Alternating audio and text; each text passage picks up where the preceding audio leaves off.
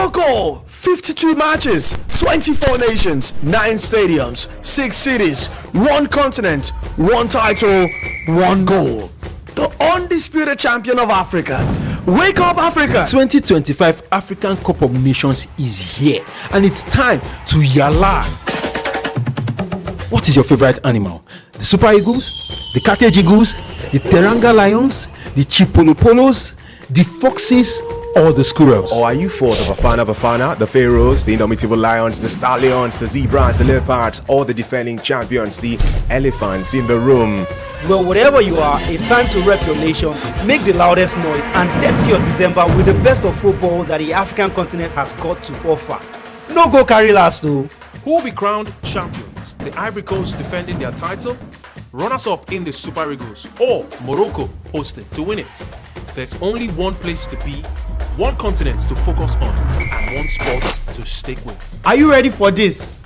Rabat, Casablanca, Marrakech, Fes, Tangier, and Agadir. 6 cities all ready for this continental fiesta. Do not be left out. It's time for Africa. It's time for business. It's time for the 2025 African Cup of Nations. Get ready to yalla!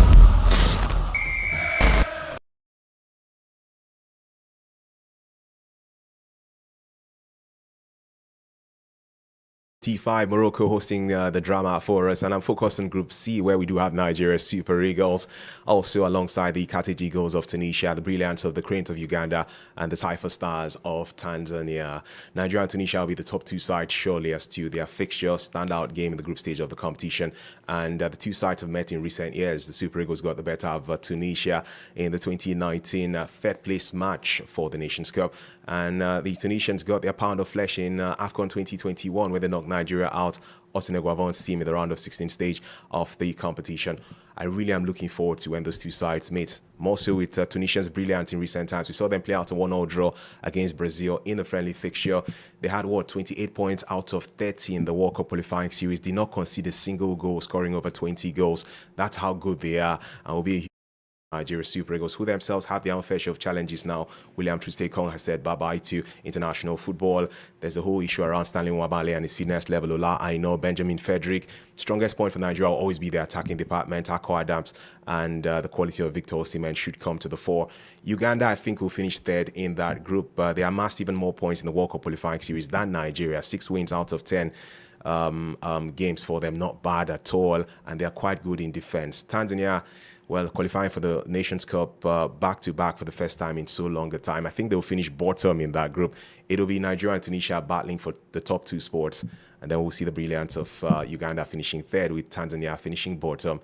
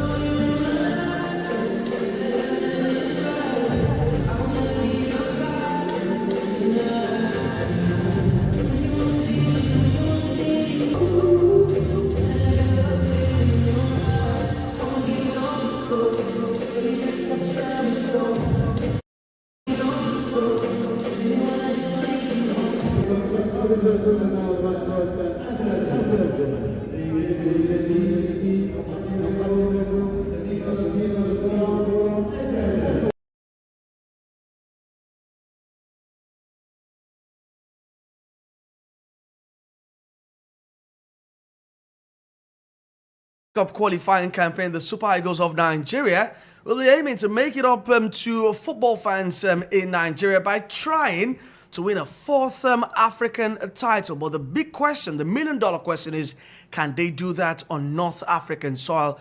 There's only one way to find out, and that's when it kicks off on the 21st of December right there in Morocco. It's our tournament preview for the Super Eagles of Nigeria. We focus on a team that has won this title 3 times in 1980, 1994, and 2013. My name is Olawale Adigun. I've got Chuma and Timi on this Super Eagles focus. Chuma, welcome. Thank you for having me, Wale. Nice to be here, man. Timi, up Nigeria. Up Nigeria. Amen. All right, Chuma, let's begin this preview with you. Super Eagles of Nigeria in Group C. They've got Tanzania, Uganda, and also the Cartilage Eagles of Tunisia. What are your general expectations from Nigeria as far as this group is concerned? I think when you use the word north, south, east, or west, the Super Eagles have wrapped up 3 out of those 4. When they won the Nations Cup in 1994, it was North Africa. Yeah. They hosted in 1980, West Africa, and then South Africa in 2013. So heading into North Africa again, no shaking. No shaking. No shaking at if all. we want to go with history, no shaking at all. But realistically, as at where we stand, really, we're at the point where we have so much to prove. The Nigerian national team will have so much to prove to their countrymen and to the rest of the continent, having missed out on qualifying for the World Cup. And preparations for the tournament, to be fair, have not been the most ideal in the world. Knowing how long it took Nigeria to come out with the final shortlist of 24, 28 players. Other rivals had come through with their shortlist. Nigeria took a longer time, and these things are quite concerning. But individual talents-wise, we're blessed. My biggest concern heading into this tournament will be the cohesion and synergy around the team. Yeah, that's always the problem. I don't think you go to a tournament and to me, I've never seen a tournament where individual quality has always won it. It's always about the collective. Yeah. And that's the worry a lot of Nigerians have. That, we have those names. I mean, we have back-to-back African footballers of the year, Ademola Lookman and Victor Osimhen, but yet you don't get a feeling that there's a unit that can launch an assault in Morocco. What do you think? Yeah, it's looking like it, and like it or not, new players will be drafted into this squad going to this Nations Cup. We have the likes of Akko Adams, who has not played any tournament for Nigeria before. We have Chidera Ejuke, his last tournament was in 2019. We also have new players in the defense, like we mentioned, Trustekong is retired. We have goalkeeper now, Stanley Wabale, who is neither here nor there. But you look at that back line, you critically look at it and say, hey, some new faces will be in there. You look at the midfield, maybe yes, the regulars, Wilfred Ndidi, Onyedika, and he will be, the likes of them will be there. You look at the attack, maybe familiar names, Moses Simon, Victor Osimhen. These are the names that we believe will do the magic. But then when it comes to a team, a collective front from the Super Eagles, it's always very difficult. I think the last Nations Cup where we got to the finals, it had to be a change of tactics from Jose Pesero before we could start seeing a very good and solid team in that Nations Cup. So for this Nations Cup, you look at it critically and say, hey, maybe we should not just raise our hopes, because these players, like it or not going to the World Cup is a downer for them. And I just hope they can pick themselves up. And let's not forget that even before they played that playoff match against Gabon, they had this squabble about their bonuses and the rest of it. So all these things coming into play really is not giving me assurances of how far the Super Eagles can go. Whether they can now play for the pride of the nation, the pride of the flag, or maybe motivation again from the presidency in terms of monetary values. I don't know, Lawale, but I just hope we can do something with ourselves in this Nations Cup and just forget about the World Cup. I'd like to know what the president is saying in terms of promises, because I don't know if the promises for coming second in Ivory Coast has been fulfilled yet. You know, in terms of the houses or whatever they were promised. But let's not talk about the absences, because Chuma, those absences are more defensive in nature. He talked about the leader of the industrial action, William Trustekong. He has retired from the national team. Benjamin Fredericks, who's our breakthrough player of the year, is out with injury or line-up. How big of a miss are these names for Nigeria going to AFCON 2025? Big miss, really, because, again, going back to AFCON 2023 that took place in 2024, William Troost-Ekong, best player in the tournament, for a defender to have gotten that award. Yeah. Not also around for Nigeria. Benjamin Frederick, Nigeria's most improved player, the best Nigerian player, I dare say, in defense in 2025, not around as well, too. Ola, one of the best right-backs in the Premier League in the last set of years, Nottingham Forest man, also not in the conversation. These are all worrisome signs. The amount of players and the quality of the players who are not around. But I'm thinking to myself, this man, he should go to the final and not just stop in the semis. Semi Ajayi. He'll win the mix, There you go I would again. think himself and Calvin Bassey in the middle of the pack. I know there are people who said, what else does he offer the team beyond defending Semi when he couldn't really stand up amongst the star players to score penalties for us against DR Congo. But I think himself and Calvin Bassey will hold on in that middle of the pack in defense. And then, of course, Zaidu Sanusi from the left side. Now, Bright Osayi Samuel is the option I'm thinking of from that right full-back position in the absence of Olaino and Benjamin Frederick. And then we hopefully hope that these guys can be, in Pidgin, they say Kajad enough. For our goalkeeper, maybe it's an upgrade. Maybe that we're now having a European-based goalkeeper coming between the sticks for us in this Nations Cup. Shout out to Maduka Okoye. And then attack. I have an unpopular opinion on Maduka. I don't know if you guys agree. I think he's a better goalkeeper than Wabali. And you know why? Because by the virtue of him playing in the top 5 league in Europe, I think it's better. I think you have a point there. You have a valid point there. But then again, you look at Maduka Okoye and sometimes his lack of concentration in terms of when you need him to make those saves.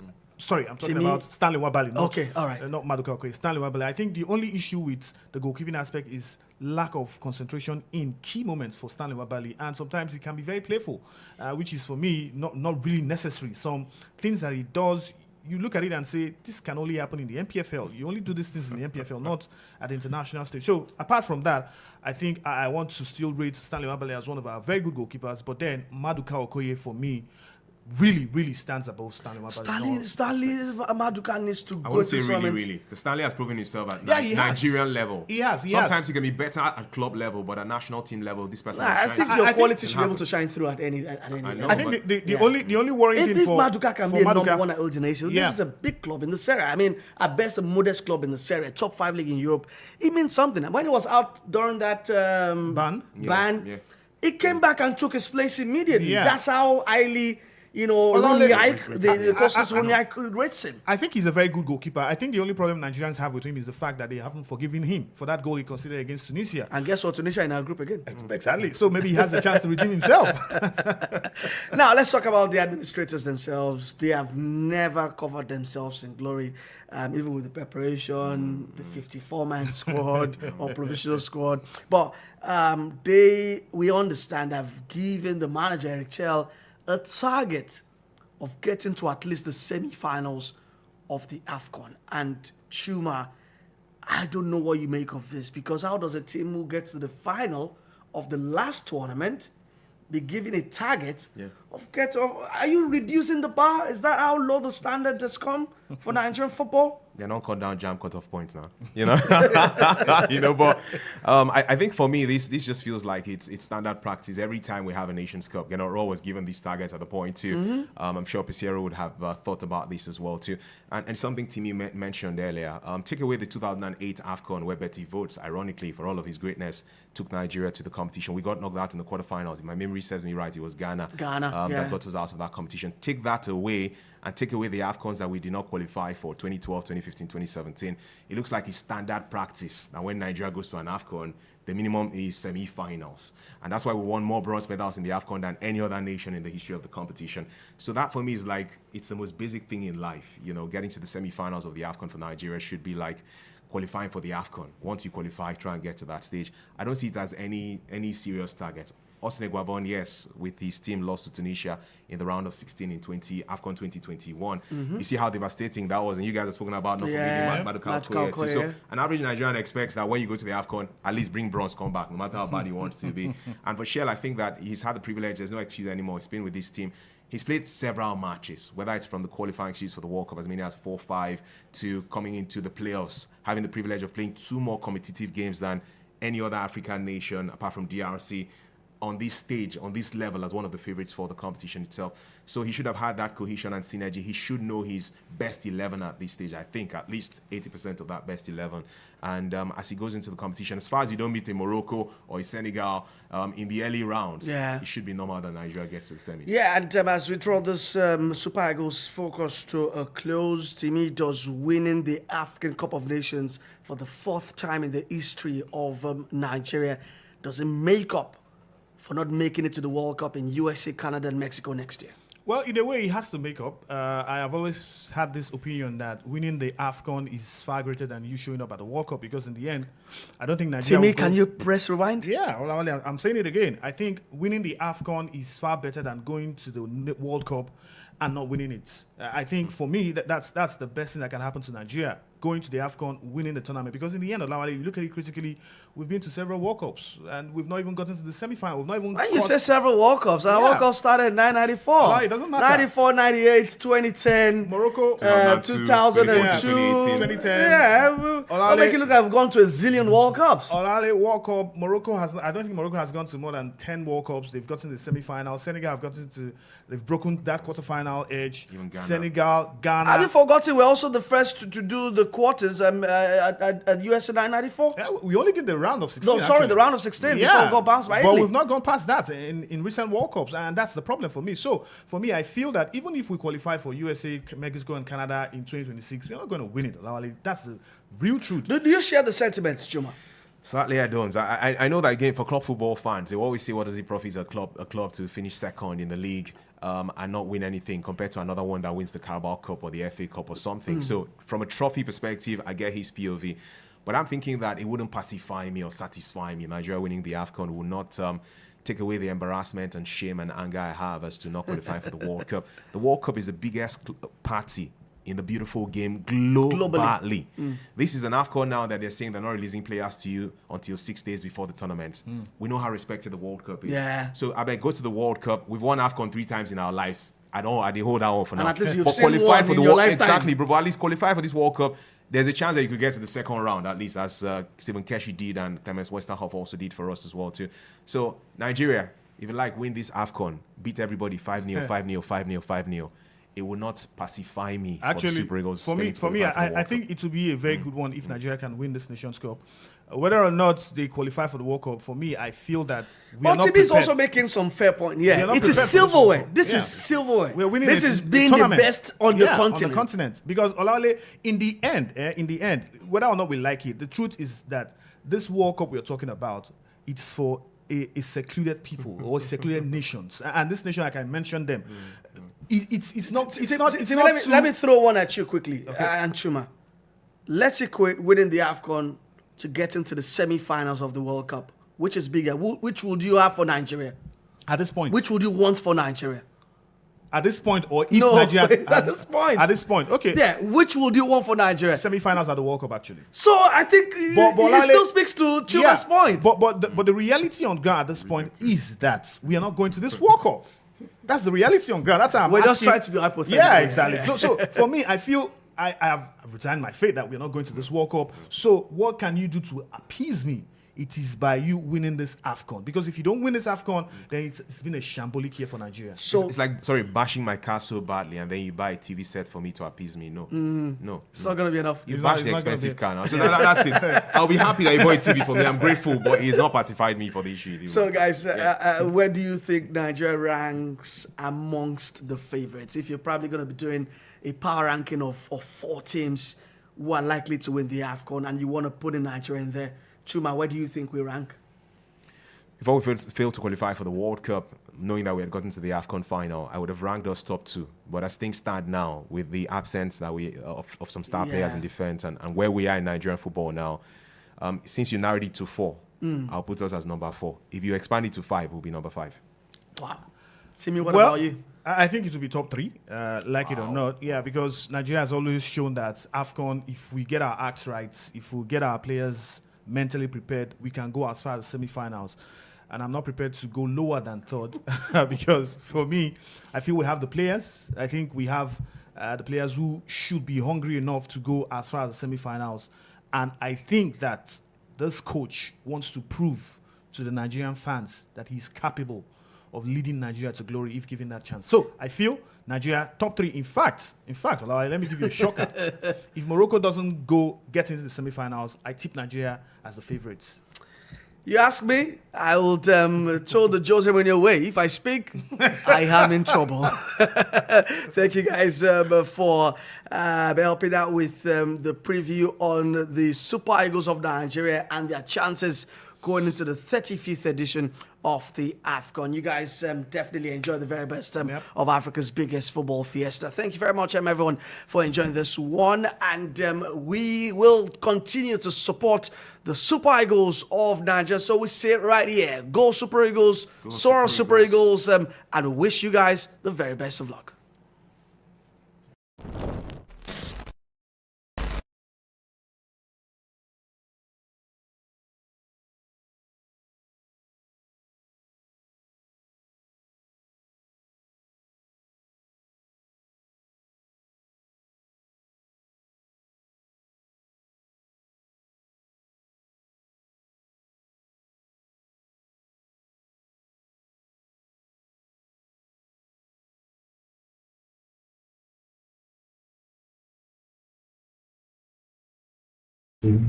Lot of big name competitor, so they are not happy when they go out in the pitch.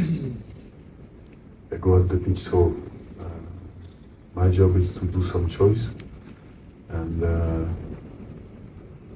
we're playing 4-4-2 diamond, and at this moment I feel that we have to protect the wing, which is why I put some winger, Moses and Pizarro.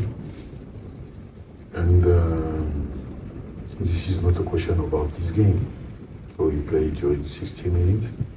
We have 26 players on this team, and if you want to win a tournament or in the AFCON, this is not only a question about 11 players.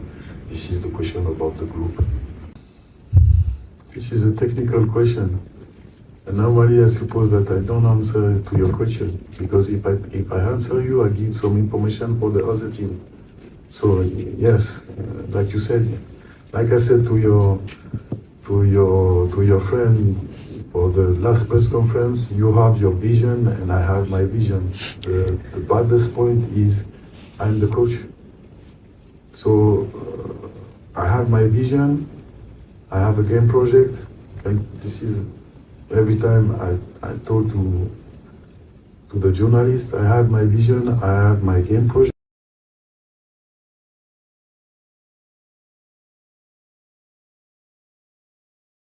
Football X were live this time, not at the Super Eagles training, but first we're live at the Annex Stadium of the Complex Sportivo Fest, where the Cartilage Eagles are having their final session ahead of tomorrow's game, 9 p.m. Nigerian time tomorrow, right in this stadium to face off against the Super Eagles of Nigeria.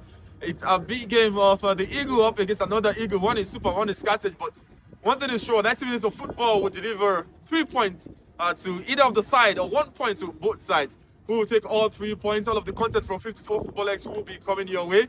And the training session for this Cartilage Eagles is actually up now, after which we would also be attending the Super Eagles final training session. Earlier on, both managers spoke to us in a pre-match press conference, and it was a joy because we saw so many languages, from French to English to Arabic, and that's the beauty of African football. 54 Football X were live at the annexes of the Sportivo Complex Stadium, where the Cartilage Eagles are having their final session. So after our evening session with the Cartilage Eagles, we are now with the Super Eagles of 54 Football X at the Sadienne complex, where the Super Eagles of Nigeria are having their final session. Calvin Bassey in a very good mood, had a very good performance against Tanzania. Same as the team's captain, Wilfred in the Alexi Obi got a brace of an assist in that game. And the boys, as you can see, are really excited and looking forward to tomorrow's game. So training is in a very, very good mood. No casualties in terms of injuries to report as it stands. All is in order and all is set. Even the goalkeepers, the likes of Stanley Wabali, Amasa Masoje and Francis Zor, who also spoke to the media earlier, all getting ready. Is our part of what has been a very, very busy day at 54 Football X, where we touched on the press conference for both teams and also now at the final session for both teams. All of tomorrow's game's content coming your way.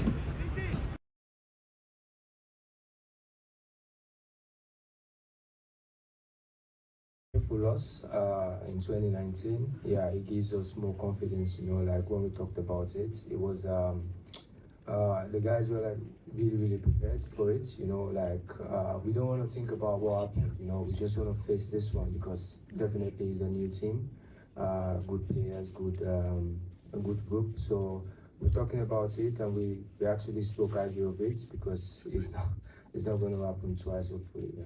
My name is Mike for 54 Football X.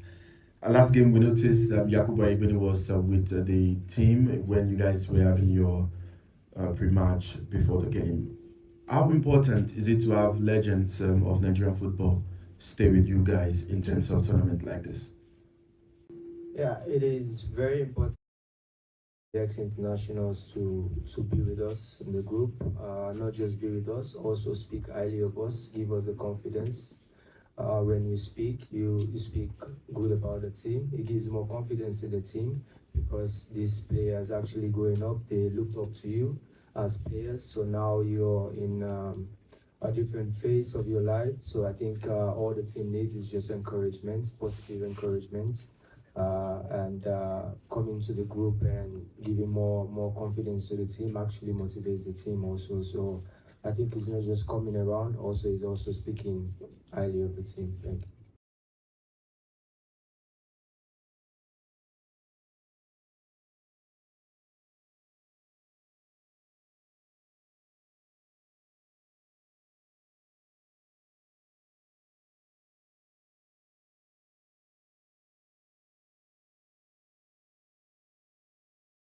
Really good team, you know, they have a lot of potential, big players.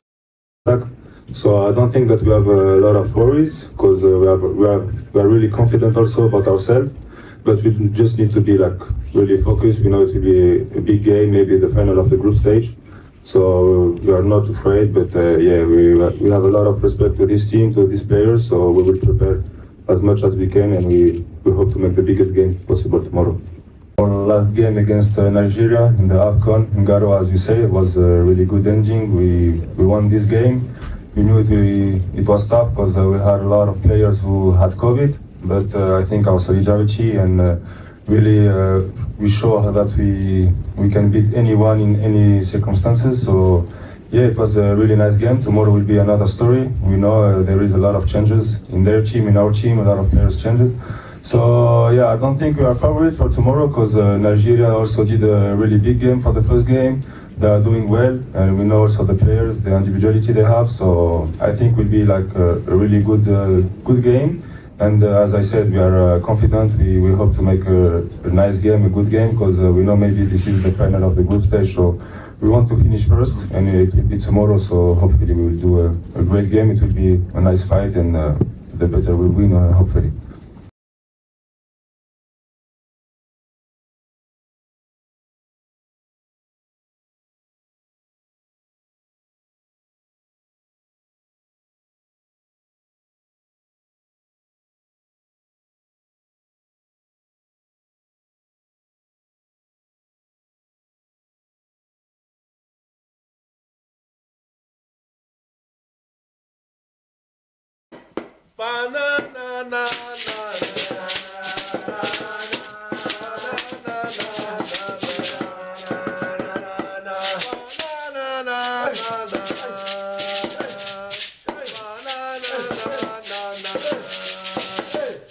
It's vivxsports. Yes. Welcome to the show.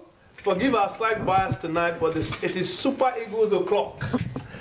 We are going to try and be balanced tonight, but we're excited to be watching the Super Eagles take on Tunisia. And it's an honor for me to be here with you guys. My name is Baba. This is my first time on vivxsports, and I'm looking to have some fun with this game. And in the studio with me, the almost ever-present Abu Azeez, as Ogala Media will say, beach legend. Welcome. Abu, welcome. How you doing? Welcome. It's good to have you here. Good. It's always been fun being on the show, and one good thing is we always have fun here, irrespective of who is here. The most important thing is we're dishing out the best analysts, the best commentary, to our listeners, our viewers out there. So, like Nami now need to welcome you to the show, and good to have you here, my man. Fantastic, Abu. Today, AFCON 2025 continues. We were just watching just now the end of the Tanzania-Uganda game. Yep. And just in the last 5 minutes, we saw the story of the AFCON. Drama every minute. Yep. Penalty miss, empty net missed by Tanzania. Both sides, I'm sure, will be dreading not winning that game. Yep. One thing about football is once in a while the chances would come. The chances might not be much, but when you get this opportunity, you need to capitalize, score, and move on to the next stage, because every opportunity you miss would surely count against you. It was just 1-1. Uganda had an opportunity to score a penalty. They fluffed it. And this would surely count against them, because you are in a group where you have Nigeria, Tunisia. Now, if you had scored that penalty, you will be on 3 points, and anything can happen in the last match. Yeah. You already lost your first match. Yeah. Now this is your second match, and you had an opportunity to score a penalty for you to be on 3 points. Yeah. Now you flopped it. You're just looking at the group table. So we're obviously tonight is all about Group C, where you have the Cartilage Eagles of Tunisia, you have the Super Eagles of Nigeria, you have the Five Stars of Tanzania, and the Cranes of Uganda. And per our discussion, the game between Tanzania and Uganda just ended 1-1. Both teams lost their opening games, respectively to Tunisia and Nigeria. And both of them have blown a chance to go into the final group games on Tuesday with much stronger chances of qualifying. Now both of them know to stand any chance of remaining in the competition, they must beat either Nigeria or Tunisia. Do you see that happening, Abu? Yeah, I don't think it is possible, because one thing about football is you capitalizing or utilizing your chance or chances. If any of them had won today, they would be on 3 points. And being on 3 points going into the last group match, that gives you extra motivation, extra ginger, extra strength for you to go into that last group game, irrespective of whoever you're playing against. If Uganda had won today and they go into that last group match against Nigeria, Baba, wallahi, anything no surprise me if they win Nigeria that day. So Abu, you don't see either Tunisia or Nigeria losing in the final? Like today's game now, I'm not gonna lie. So let's go home now. Anything. Nigeria has qualified. Nigeria has qualified. No way. If, for instance, Tunisia win Nigeria today, yes. Do you see Uganda beating Nigeria in the final game? Anything is possible for football, though. Okay. So bringing us back to today's game, I'm teasing Abu there. So coming back to today's game, Nigeria versus Tunisia. Yeah. A match with very long history in the AFCON. Now, traditionally, each time Nigeria comes up against Tunisia, everybody looks at it on paper and says Nigeria should be beating Tunisia. But it never actually happens. It happens, but we always struggle. Abu, why do you think that's the case? Yeah, the truth is, it's a different thing having a good squad. It's also another different thing having a good team. Squad and team, not two different things entirely. We have always had the best of players coming into this tournament. At the moment, we have Samuel Chukwueze, Kevin Bassey, Alex Iwobi playing for Fulham, top team in England. Yes. We have Victor Osimhen, Ademola Lookman playing in top teams. But this is it. It is different bringing in these individuals from abroad, and another different thing, playing as a team. This is what these Tunisians, what they have always had better than us. As a team, cohesively, they have a better team than us. We might have a better big names than them. We might have a better squad than them. But as a team, they play a better football than us. This is what has been affecting us. Yeah, I mean, we'll get into the starting lineups in a minute. But when I look at the names in Nigeria, I mean, Tunisia should not be we should not even be struggling against Tunisia. You know, you look at the front three of Nigeria: Osimhen, Lookman, and I know he's not starting, the Chukwueze. Yeah. And you compare that to the Tunisian team of Masturi. How many times you don't see these people pass ball to themselves, like continuously? That is, the chemistry between the names you are calling now is not even there. As a team, or no, as a squad, we have that name better than them. But we saw what could happen between Osimhen and Lookman in the first game. Yeah, it actually happened a few times. Yes. And like I told a few of my friends, that game against Tanzania happened to be one of the games that I have seen combinations between Osimhen and Lookman, Chukwueze and Lookman, Iwobi and Lookman that went well. I also told someone again that that game against Tanzania happened to be one of the best games that I have seen the Super Eagles play in recent times, because many times recently the Super Eagles play and they are often forcing passes. But that game against Tanzania, yes, Osimhen did not score, but we actually the team actually gave him good passes that would have resulted into goals. Unfortunately, he didn't score. But they still didn't beat. One good thing that I liked about him, that even when he didn't score, he was dropping the ball for other people to score, and it's a good one for They played well, but again, it wasn't. I wouldn't say it was a convincing victory against No, Tanzania. it wasn't. But the most important the chemistry was there, particularly up front with Lookman. I was very impressed with Iwobi. Yeah. We saw very good signs from Lookman, Iwobi. Chukwueze actually started well. Unfortunately, towards the end of the first half, he got tired, and this was because he wanted to be everywhere. You know, he did everywhere for football. Yeah. So coming to talk about the Tunisians a bit, right? I think I saw parts of the game they played in the first match against Uganda, and I think they looked very solid. And in particular, the guy who got embraced against Uganda, Achuri, fantastic goals he scored. How do we actually, I mean, we're just talking about the history between Nigeria and Tunisia. Historically, we've had the names, we've had the power, but these guys have had the structure. Yeah. How do we ensure today the Super Eagles again do not come short? Yeah, the truth is against the structure. When you play against North African teams, they are mostly more technical and tactical than you. You don't play your game looking for a way to mark one particular player, because every player in a North African team has always been dangerous, so you don't do that.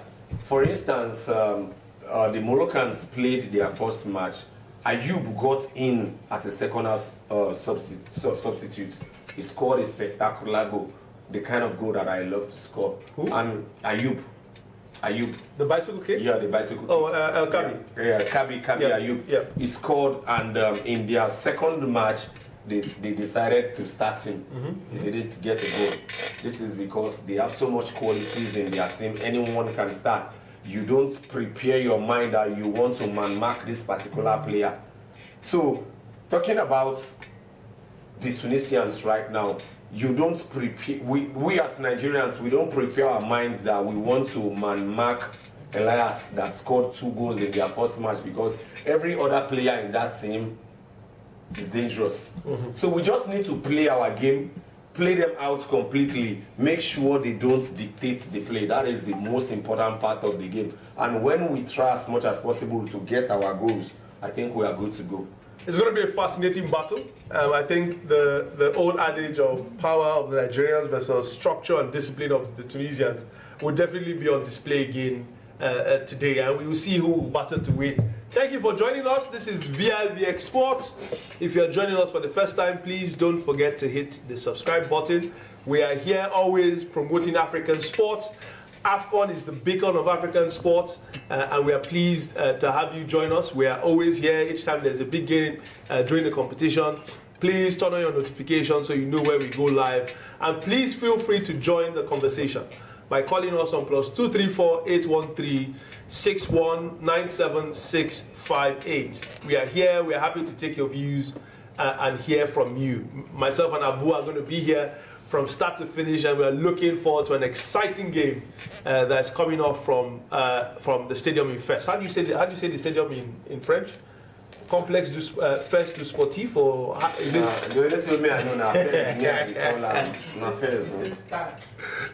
Start the Fes. Emmanuel just corrected me in the background. But coming back to today's conversation. So, if we look at this historically, Nigeria has played Tunisia 3 times in the African Cup of Nations. The first time in 1994, where Nigeria actually beat Tunisia on home ground on their way to winning the tournament in 1994 2-1. We met them again in 2019. Who hosted in 2019? 2021 was Cameroon. Who was in 19? I think Gabon was it. No, Gabon was 17. Not Gabon. Who was 19? Trivia question. But anyways, we met again in 2019, and Nigeria actually beat Tunisia 1-0. And then Cameroon 2021. This lives in everybody's memory till today. Nigeria dominated that match in the round of 16 until Wabi Kazri hit a bullet that beat Maduka Okoye. Abu, what do you remember of that game?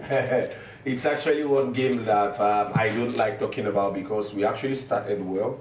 We played well until that red card, and we considered that goal.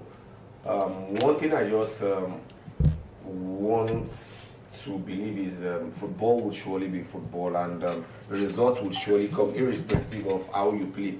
We actually played that game well, but unfortunately we couldn't win, and this is one decision that we need to understand as a team, as a nation, as a country. We have all the best legs in the country. There is this principle that I always have as a footballer, as an analyst. You would get opportunities. Sometimes these opportunities don't come often, but when you get them, try as much as possible to utilize them.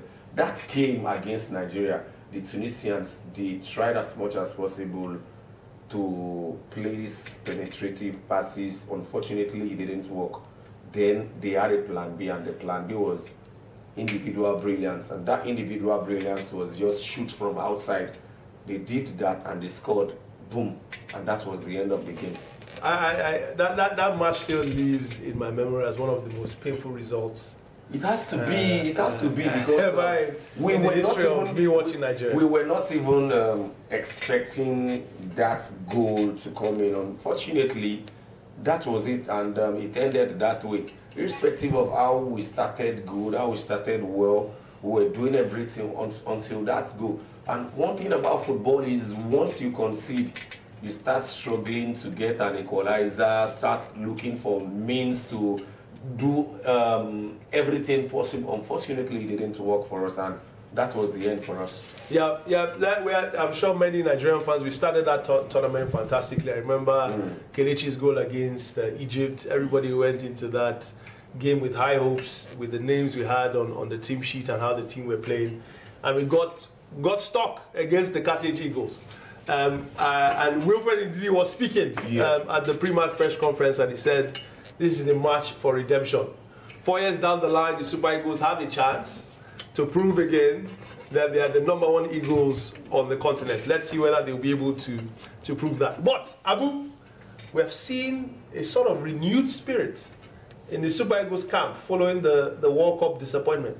Can they really bring back the 1996? Yeah, the truth is every player in that team at the moment would be disappointed because you're not going to the World Cup.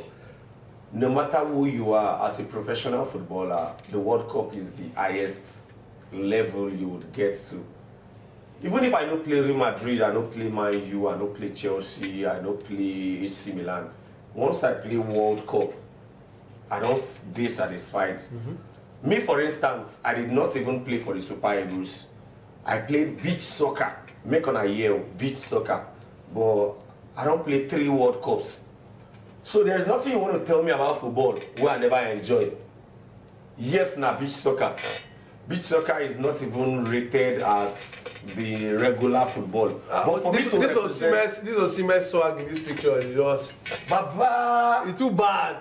It's too bad. If you laminate this picture like this now, an award best. And you know, That is it. from where they've come from, you know, the disappointment of you know, the ups and downs we had through. That is exactly we were where I'm out, going. That we is were exactly not where I'm out. going to. That's And exactly then for where them to come back and you see the team, Where I'm going it's to great. is, where I'm It's going great to to is, see. Majority of the players right now, Osimhen for instance, is I think 26, 27 years.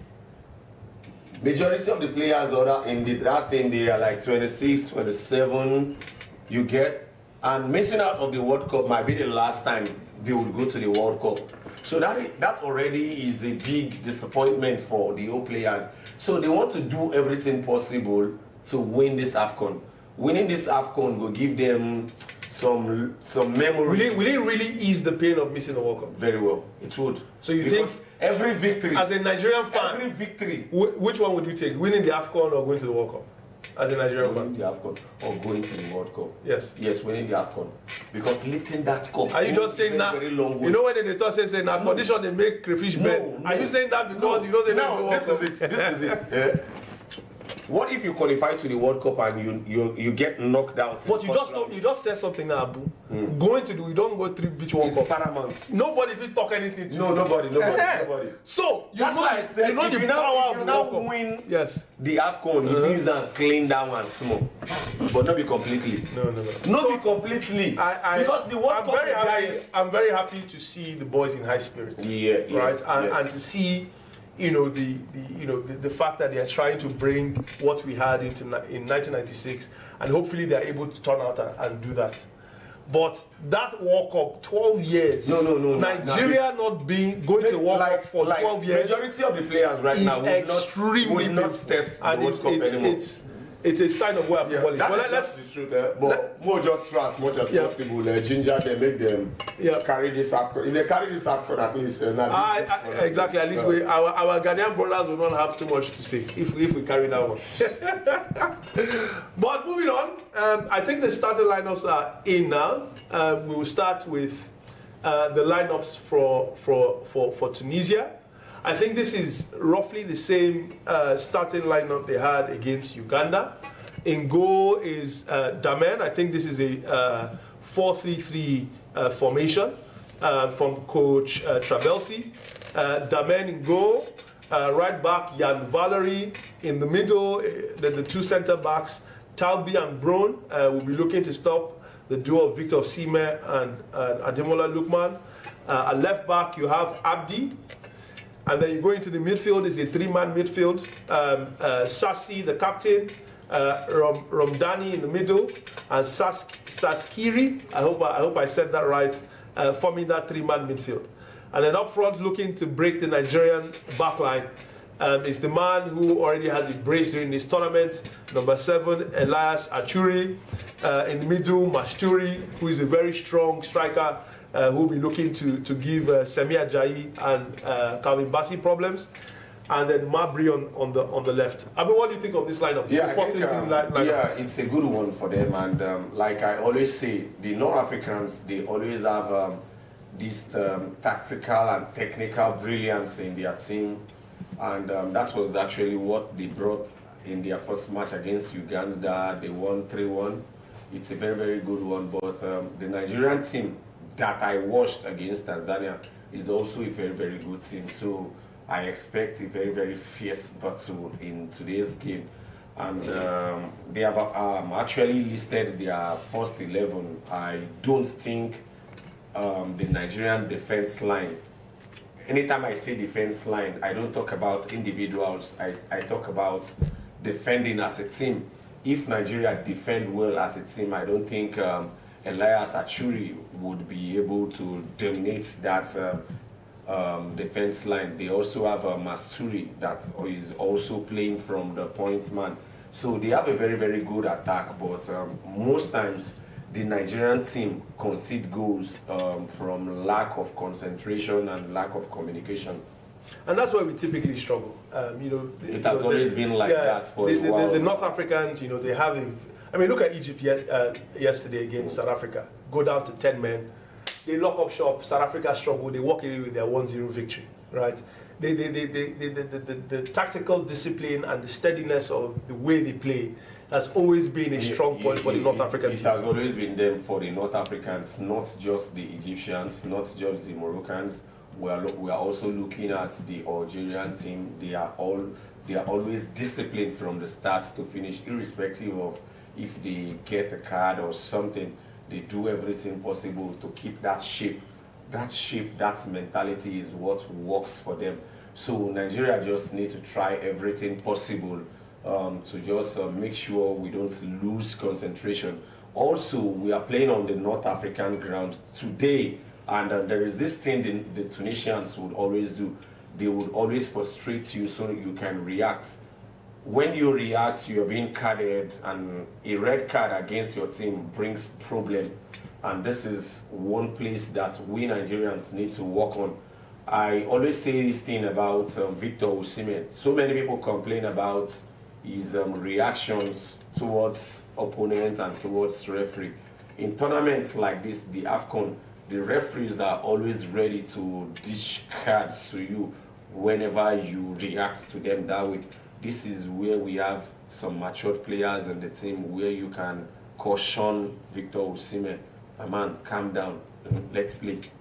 Let's play the referee and the fans against us.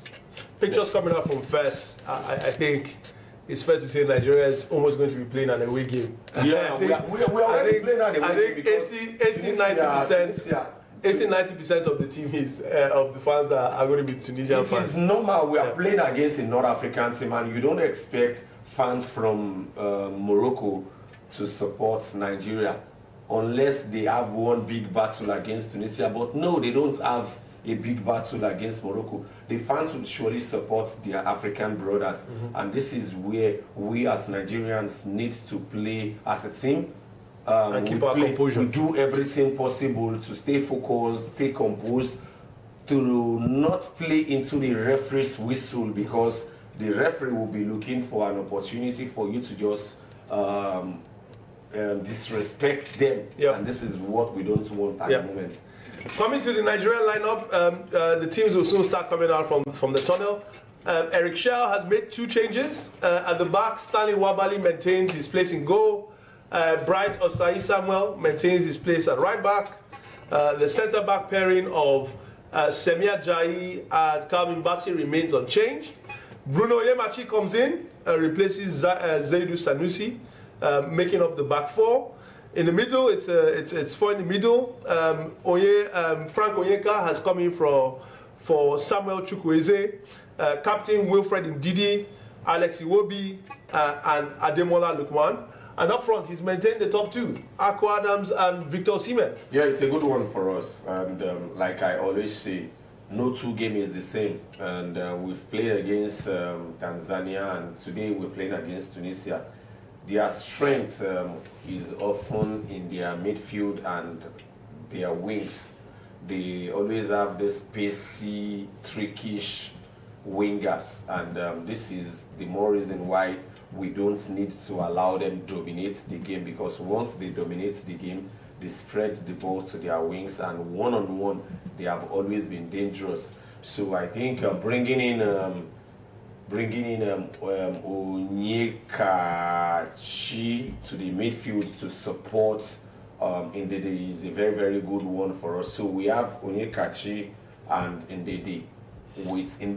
Did you see him playing? I mean, Eric Chelle has shown himself to be. We're just seeing the teams come out to soon be the national anthem of both teams. But you can see the stadium is nearly packed out. I'd probably say it's 70-80% packed. The Nigerian national anthem is just going onward. But Abu, do you see Eric Chelle?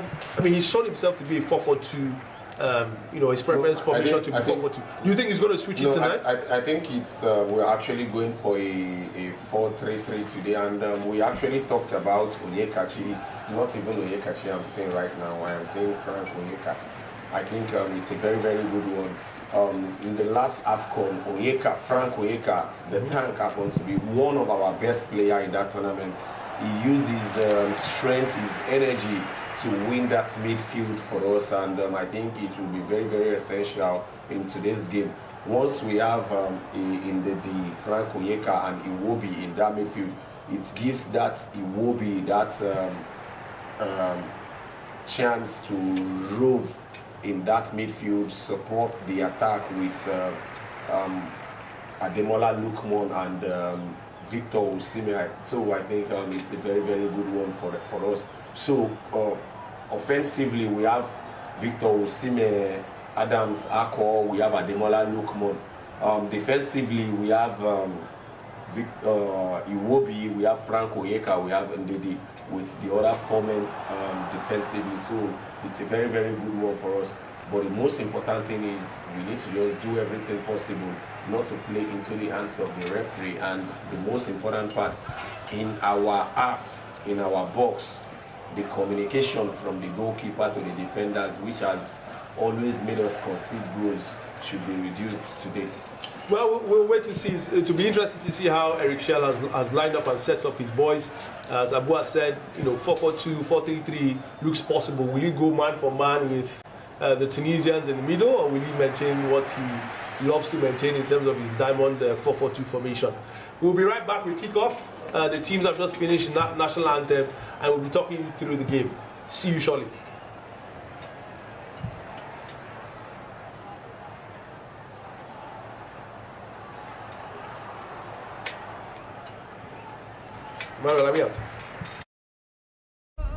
Morocco, 52 matches, 24 nations, 9 stadiums, 6 cities, 1 continent, 1 title, 1 goal.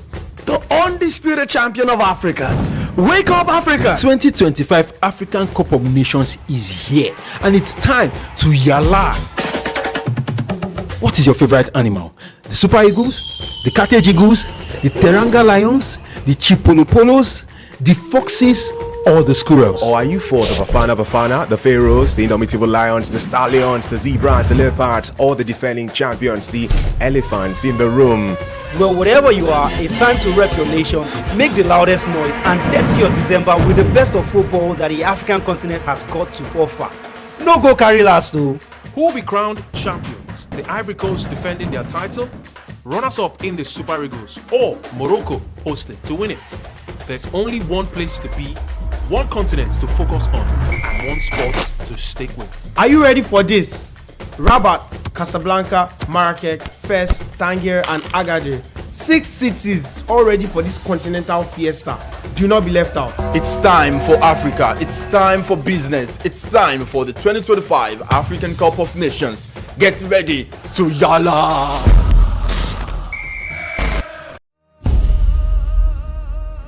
Morocco, 52 matches, 24 nations, 9 stadiums, 6 cities, 1 continent, 1 title, 1 goal.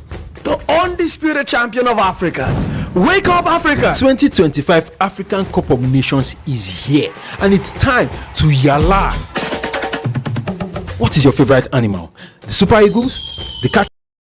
Welcome back. We've just seen the teams wrap up the national anthems and the pre-match formalities. Kickoff is just about to happen. Abu, we literally just saw the NFF president Ibrahim Gousso with Patrice Motsepe. Gousso has been very busy, and the other day he was with Zidane. I don't know if you saw that picture. Nigeria is a big country now, so our NFF president supposed to be everywhere. So your face need to be shown. Whether they see for different places, say okay, you they do 1 or 2 things, but irrespective of the places where you they go, sharp. Let the team they show for our football. Now the most important part is That's the most important part. But I have to applaud Patrice Motsepe. He's really racking up the miles in Morocco. He was in where did Algeria play yesterday? I think they were in Tangier. Today he's in Fes. He's really doing his best to attend games around the AFCON. Kickoff is just about to happen. Tunisia have just kicked off. They will be playing from right to left to give you a mental picture of the game.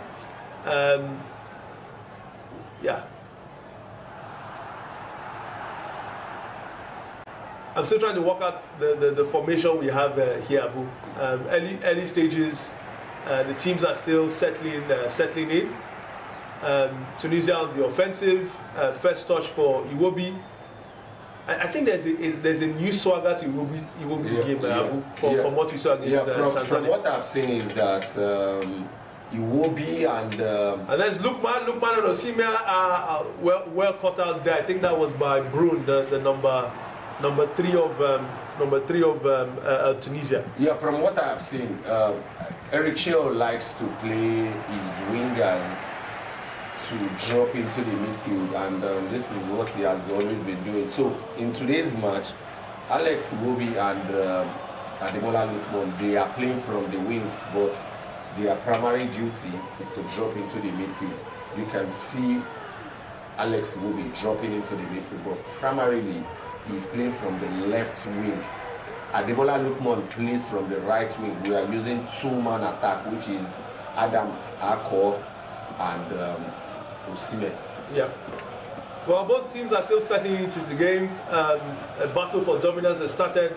Tunisia on the attack again, going from the right wing. I think that should be cut out by Bruno, who knocks the ball out for a throw-in. He's getting his first action of AFCON25. What do you make of the change, Eric Chelle dropping Zaidu for Bruno? I think the coach sees this player more, and sometimes we as fans, we as analysts, we see these players as well. I watched the first match against Tanzania. Zaidu Sanusi, he actually did well on the ball. There are some parts in his game. Osimhen almost profits from an underhit pass to the goalkeeper there. But I think that was Bruno Taubi who did well to recover. Sorry, Abu, you were saying? Yeah, there are some parts in his game that he needs to work on, and this is when we build up as a team and you as a fullback overlaps and the ball is being given to you. We have 3 options in the box, and when you can't find any of them in like 4 different locations, then there is a problem. And this was the problem that Zaidu Sanusi had in the game against Tanzania.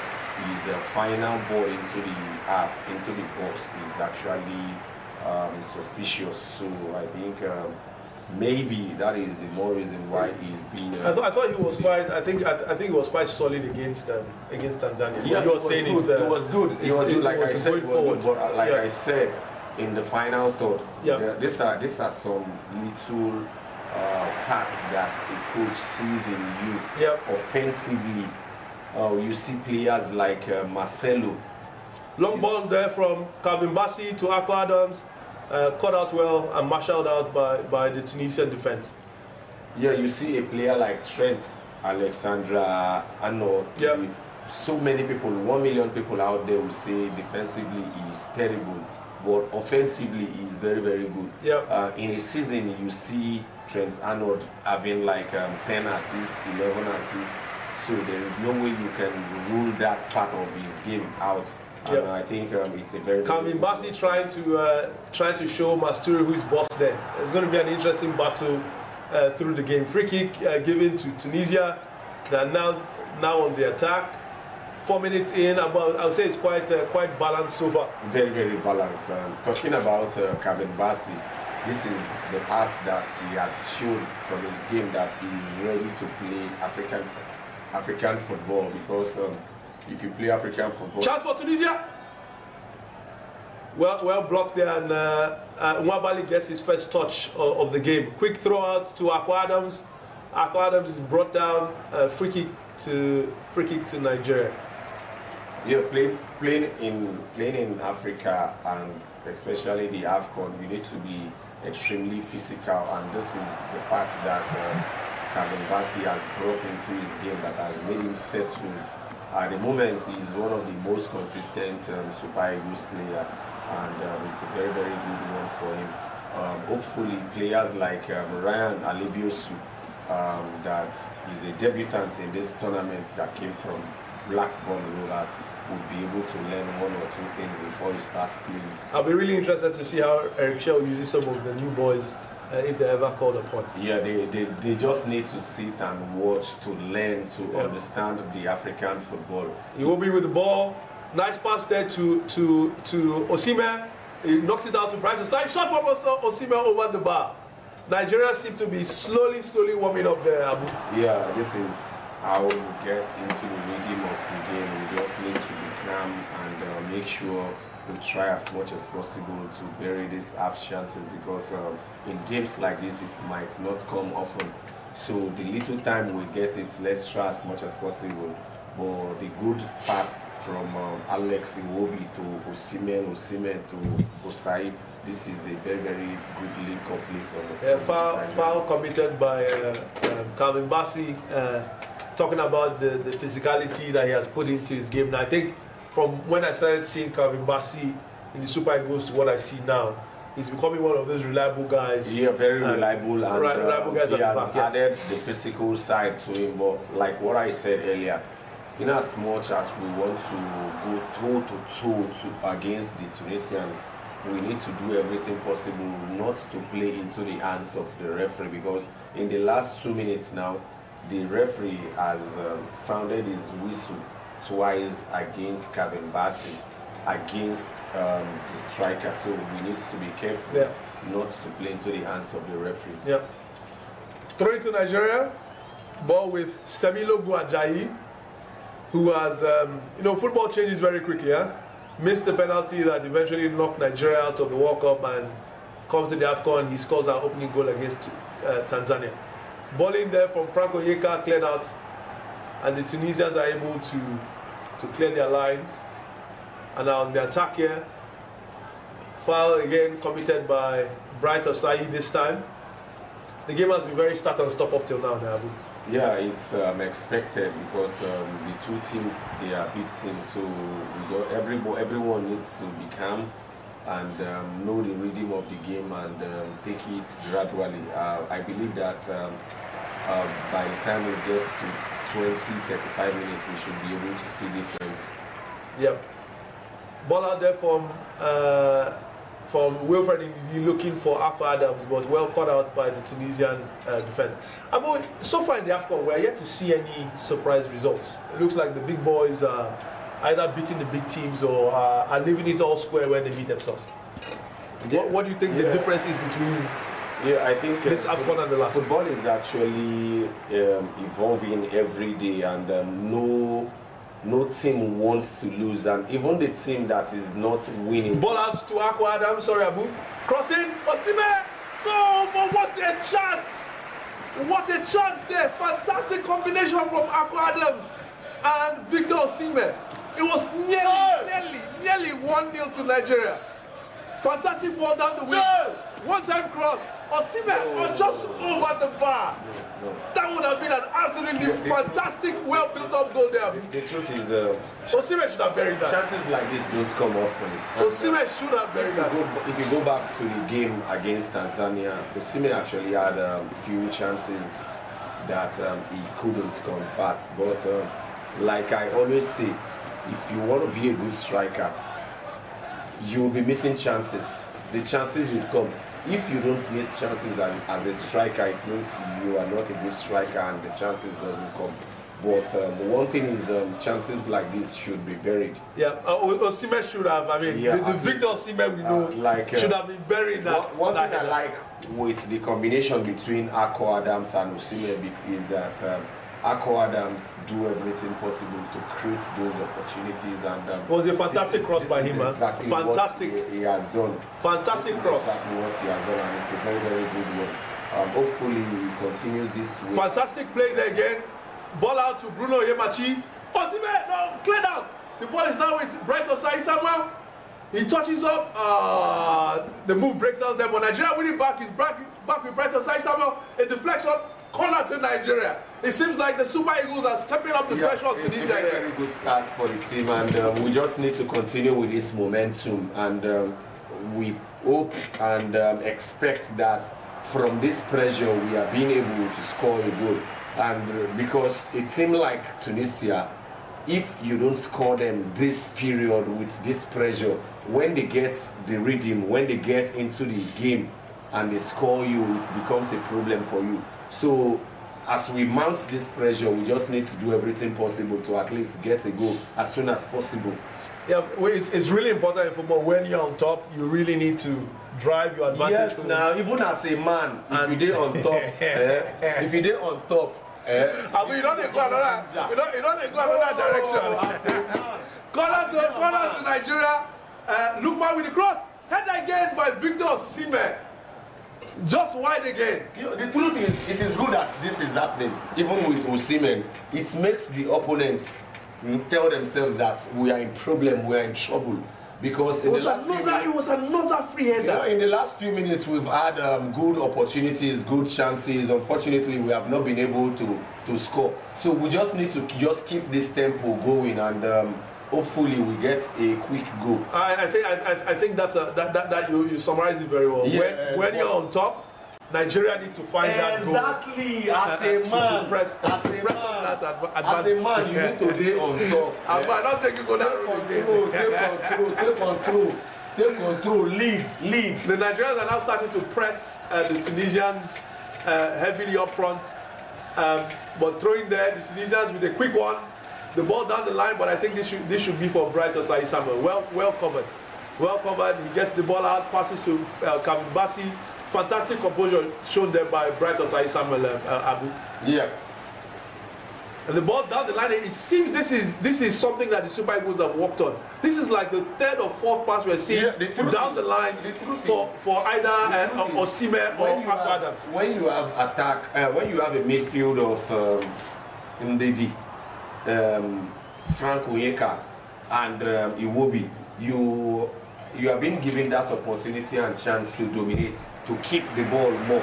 And when you have Ako Adams and Osimhen, which are players that likes to run into spaces, after dominating, the next thing for you to do is to just play the ball into space, and this is what the Super Eagles has been doing for a while. And we are 30 minutes into the game now, and Nigeria seem to be showing some dominance. Long through there by Frank Onyeka. The Tunisian defense does well to clear out, but the Nigerians win the ball back again. Ball goes all the way back to Stanley Wabali, who lost the ball all the way high towards Ademola Lookman, but the Tunisian defense stands firm. Ball to the center. Nigeria win the ball back again with Wilfred Ndidi. Lookman finds Iwobi, who is down the wing. Another chance for a cross.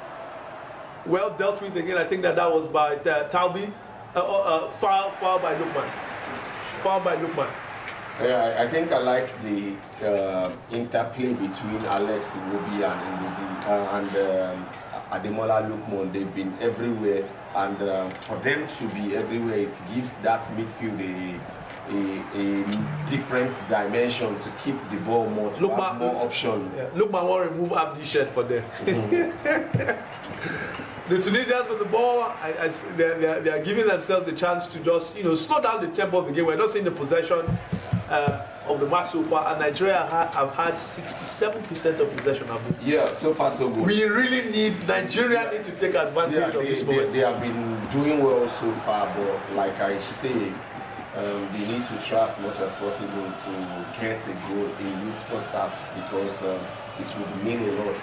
It seems like Tunisia now, they have that energy to get back into the game. So what we just need to try to do as much as possible is, after mounting pressure like this, we need to get a goal. It's very, very important, because some players in this Super Eagles team right now, after 50, 60 minutes, the energy they started with would not be there anymore. And this is where the Tunisians come in. So we just need to do everything possible. I was just about to say patient build up from the Super Eagles, and then Semilo Grajayi just knocked the ball out. This is actually what the Super Eagles did throughout the qualifiers, where they try as much as possible to force passes. And this is not what the team needs at the moment. We have experienced players in the team that could build up gradually and get a goal and deserved results. So the quality of pitches and stadiums in Morocco is just first class. Yeah, the quality in Morocco right now is exactly what majority of our players are using abroad. So I don't see any reason why. Fantastic ball there from Calvin Bassey, a crossfield ball to Akpo Adams, who turns the Tunisian defense one way and the other. Almost I can't quite see who the Tunisian defender there, but fantastic clearance before the ball got to Victor Osimhen. Ball comes back out to Akpo Adams. He slides one into Frank Onyeka, across, just cleared off the line. Tunisia are surviving by a string here. Nigeria very close to an opening goal, Abu. Very, very, very, very. I think, like I said, this tournament happened to be one of the few times that the Super Eagles has played well, and they haven't been. Osimhen was just behind the player, and you could see him put his hand on his head. In football games, you need some element of luck, and this is just the few things that needs to be added to the Super Eagles game right now. But so far, so good. It's been 17 minutes, and the Super Eagles has been playing extremely well. And they just need to just continue with this momentum. I mean, the danger man for Tunisia, Elias Achuri, I just saw where he picked the ball up. He's picking up the ball from almost a left back position, which is just, evidence of the sort of pressure the Super Eagles are putting on Tunisia. Yeah. They're off again with Akpo Adams, a shot, a save, Osimhen, goal! Is that offside? Oh, the flag goes up. The flag goes up. This is VAR territory, Abu. This is VAR territory. I think this should be a goal. A shot by Akpo Adams, saved by Downey, and the referee has said game on. Was this offside? Oh, it was clearly off. Okay. Clearly off. Okay. Tunisia survive again. Okay. Tunisia survive again. I mean, there's no debate about that. Nobody needs to go to VAR twice. Yeah, this is clear offside, but Tunisia lose the ball again. This is good to have. Akpo Adams is seeing a lot of the ball. What does he do? He tried to beat his man, but good defending there. Yeah, you can see the difference between Akpo Adams and every other striker that has played for the Super. What's the difference? The difference is if you are a striker and you know how to play different positions, you drop to the side, you drop to the midfield. This is the difference that Akpo Adams has been playing. You can see in this particular game, he has dropped to the side. Yep. And he has done extremely well so far, so good. I mean, that cross, I can't get it out of my head. In some matches, you see him drop to the midfield and pass good passes. This is the difference between himself and other number 9 that has been playing for the Super Eagles. So I think every other striker should just emulate. Cross again from Bruno Yemachi, but Osimhen couldn't bring the ball down. The Tunisians really have their backs to the wall, but we've seen this many times. These guys know how to play with their backs to the wall. Yeah. And if you don't punish them when they're in that position, they are just waiting for that one opportunity. You talked about Elias Achuri. Yeah. This is it. Once a good striker or a good goal scorer is in a team, Shevina ball when you see him will score. At the moment, Shevina in midfielders will give him ball. In midfielders, not even the see ball. So now him going to pursue ball right now, and this is exactly what the Super Eagles has been doing. And this is actually because Frank Onyeka is also in that midfield to support Ndidi and Iwobi. I think Wambal is just having dinner now. Make it just be like that. What a cross! Osimhen! Oh! Fantastic recovery there from the Tunisian number 6. I believe that's who's wearing the 6 shirt for Brun. Fantastic recovery. It was that had Osimhen written all over that cross into the box, and Brun did a fantastic job there in recovering before Dauman collected the ball. It's all pressure, Abu. It's all pressure on Tunisia at the moment. Yeah, big pressure because the Nigerian side has been showing everything at them, and this is exactly what is expected from the West African side. You are playing against a North African team, and you need to do everything possible to play against the crowd, play against the weather, play against everything. And the Super Eagles just need to try as much as possible, get a goal as soon as possible in this encounter before it go red. Bruno almost stole that. If he stole that ball there, that would have been a very strong counter-attacking opportunity for Nigeria. Ball out of play, throwing to Nigeria. Ball with Bright Osayi, Samuel back to Semilogo Ajayi. Nigeria really dominating this game, but as I've said, you see, Carmen Bassi almost leaves us with a Steven Gerrard moment there. But Abu, it's almost like I'm starting like the broken record. We've seen this story many times, where the teams are dominating the North African team. Yeah. They don't take their chances, and then there's a red card, there's one corner, there's a free kick. This is the more reason why Nigeria don't want to go up behind in this game. That's for sure. See, game go end. This is the more reason why I kept on talking about we doing everything possible to score and as soon as possible. So far, so good. Ako Adams, Osimhen, they've been doing well up front, but the midfielders need to try as much as possible to just continue passing the ball to them, do as much as possible. Foul there on Ademola Lookman. I was just about, Sassi just fouled Ademola Lookman in a dangerous position. I was just about to say, I haven't seen Lookman in the game much, but I think at the moment, Osayi Samuel and Akwa Adams is the routes that the Nigerians are using to torment the goal. I would say every player in this team at the moment, they have been doing well. Because in games like this, one player doesn't play well or doesn't fix up, it would actually affect the team structure, the team setup. So far so good for us for the Super Eagles to be playing at this wave, at this level. It shows that every player at the moment is playing well. But the most important thing is no matter how well you play, you need to score a goal. Yep. That is the only thing that is missing in today's game.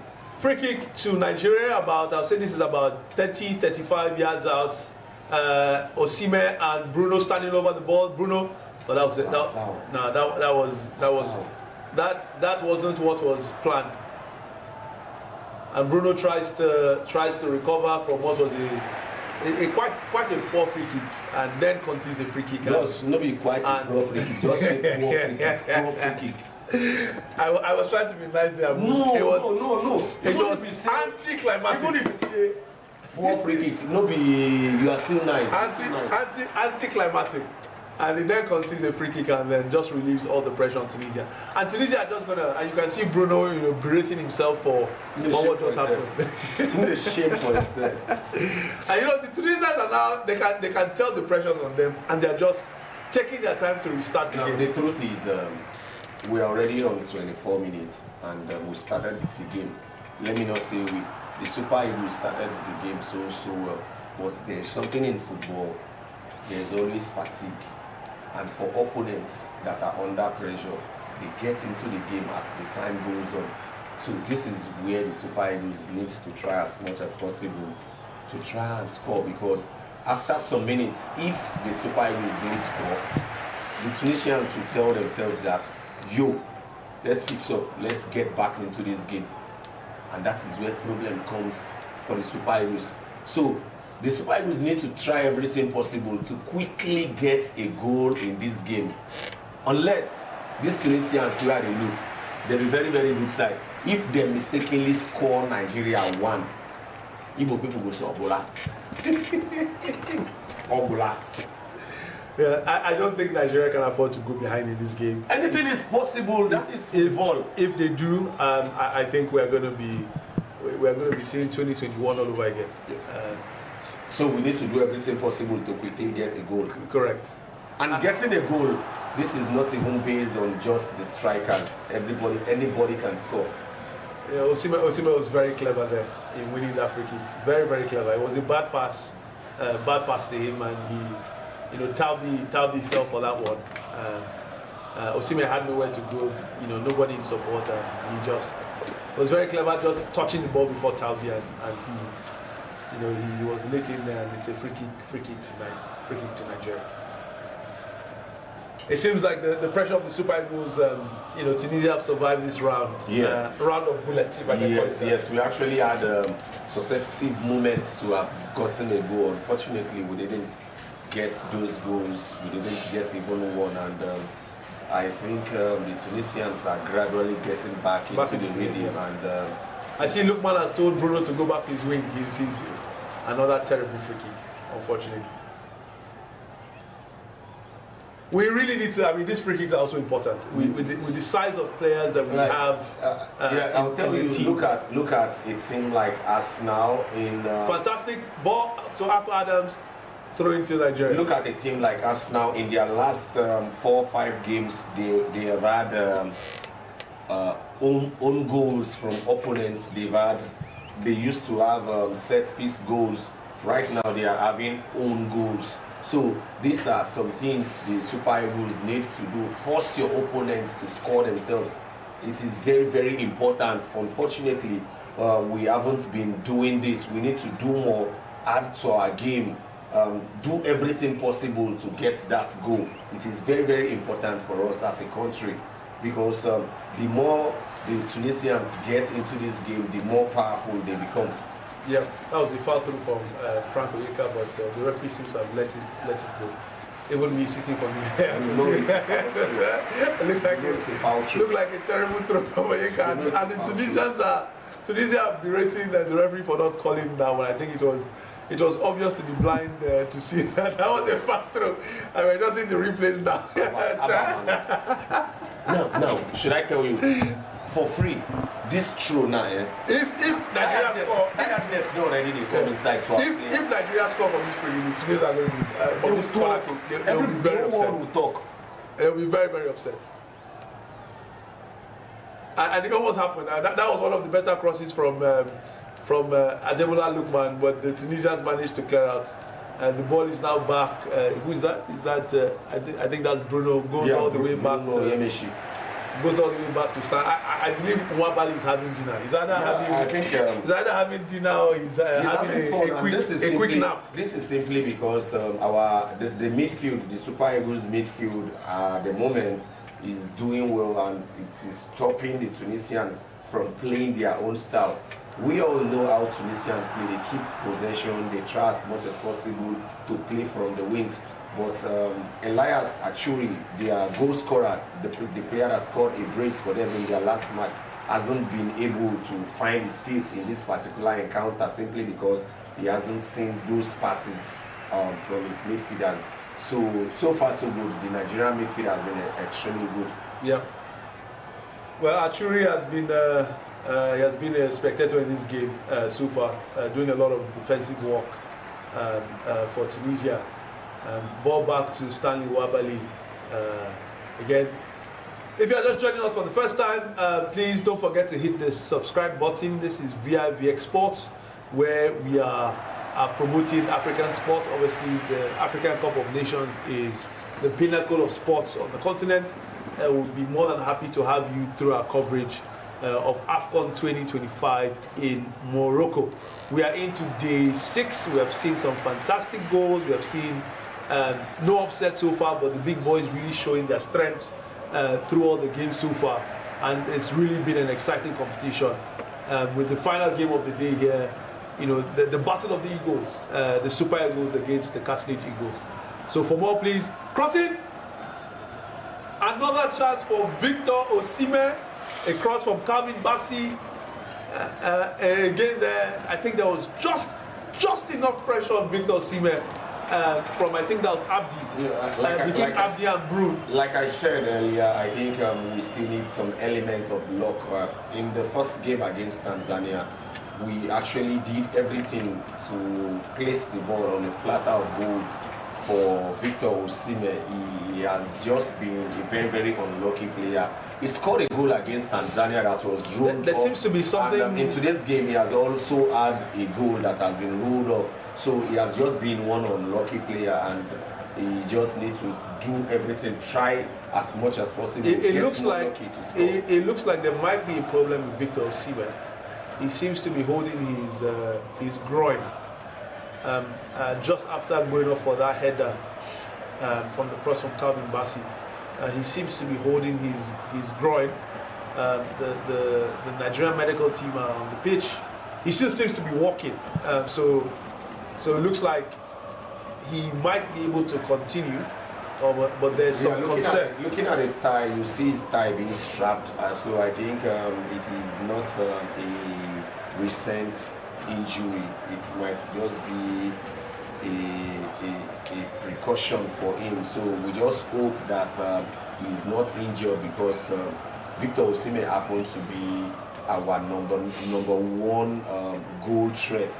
But one thing that I've always thought, believed, and wanted for the Super Tunisia on the attack here. A crossing, almost from their first attack of the day. Masturi almost bulged the net of the Super Eagles.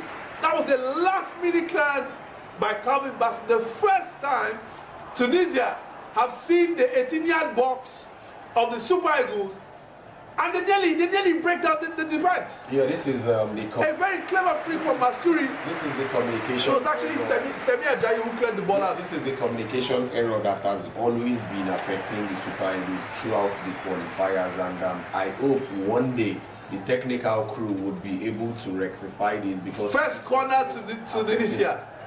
Ball in, headed out by Victor Osimhen, and the clearance is completed by and a volley and over the bar. Abu?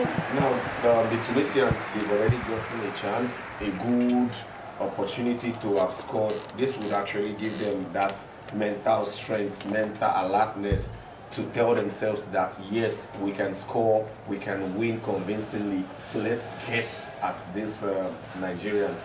So I think the Super Eagles need to just fix themselves and communicate well in that defense. I think that that attack has definitely ended Wabali Sopa. He's definitely alive. He flex since now, so time don't reach for him to work. Yeah, I think the Tunisians are now coming alive, but Nigeria have survived that. And Osimhen and Onyeka break down there. There's a pass out to Masturi. He tries to beat Bassey, and luckily for the Super Eagles, he knocked that ball too far. And Wabali is just able to come out and now collect. they have gotten themselves back into the rhythm now. I'm talking about the Tunisians, and this is where the Super Eagles need to work on themselves, need to just get themselves, understand themselves, concentrate more, focus more, because it would be so disappointing if the Super Eagles concede a goal in this half. We all know the North Africans, we all know their gimmicks, we all know their tactics. At the moment, the Tunisians, you might not say it, but they are actually playing at home. And this is their strength. It's almost like, I mean, I've seen this tournament, and they lure the team into a false sense of dominance. Yeah. And then bam. This is a tactics now. You go don't think say you go win them no get strength, they don't know what then they do.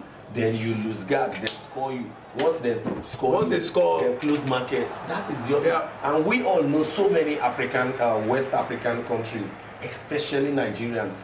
Whenever pressure they on us for us to score goal, we begin to lose too many passes. We don't know what we do again. We want force ball. As I'm talking to you right now, I am 100% sure that Osimhen is actually struggling. If any other contact comes towards Osimhen right now, he might surely go out, and that becomes a problem for the Super Eagles. Yeah, I mean, we saw that against DRC. As soon as Osimhen went off the pitch, that became a problem for us. We could have been playing for 1 week. I don't think we would have scored it. No way. So I hope the boys would have. I mean, it looks like, you know, let's we haven't seen Osimhen since that incident, whether he's moving okay now or not. But I think with the strength of this team, Abu, we should not be struggling if one player is not. The truth is we have a Paul Onwachu on the bench, we have Cyril Desas on that bench. So, with or without Osimhen, we have the qualities to be able. Correct.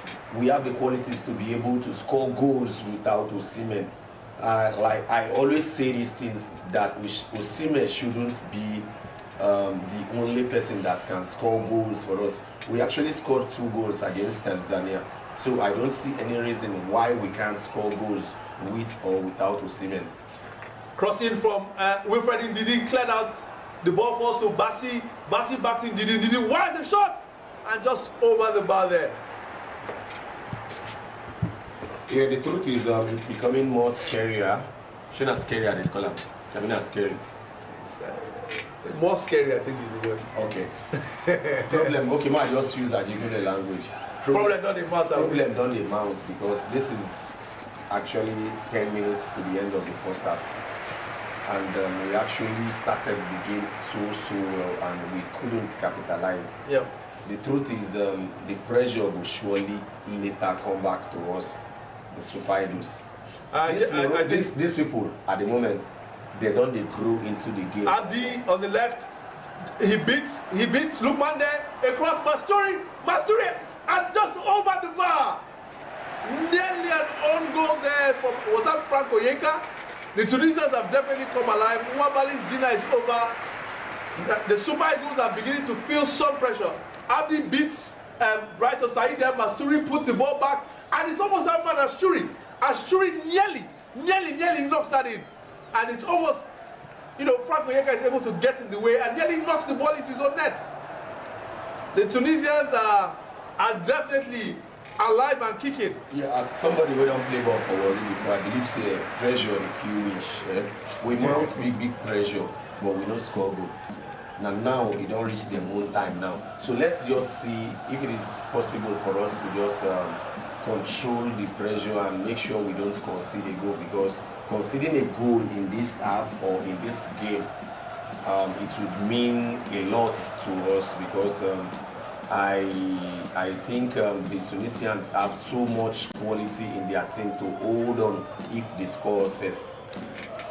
Well, Nigeria survived Tunisia's second corner of the game. The ball is forced all the way back to the keeper, Damen, who lost the ball back into Nigeria's half. And Semilogu Ajayi is beating there. Another corner. Wilfred Ndidi has to recover and knocks the ball out for Tunisia's third corner.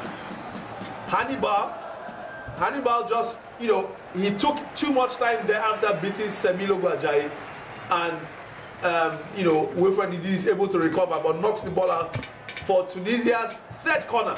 This is a second corner in quick succession for Tunisia, and I'm a bit surprised that Tunisia are taking their time to get off the ground here, because the pressure is on Nigeria.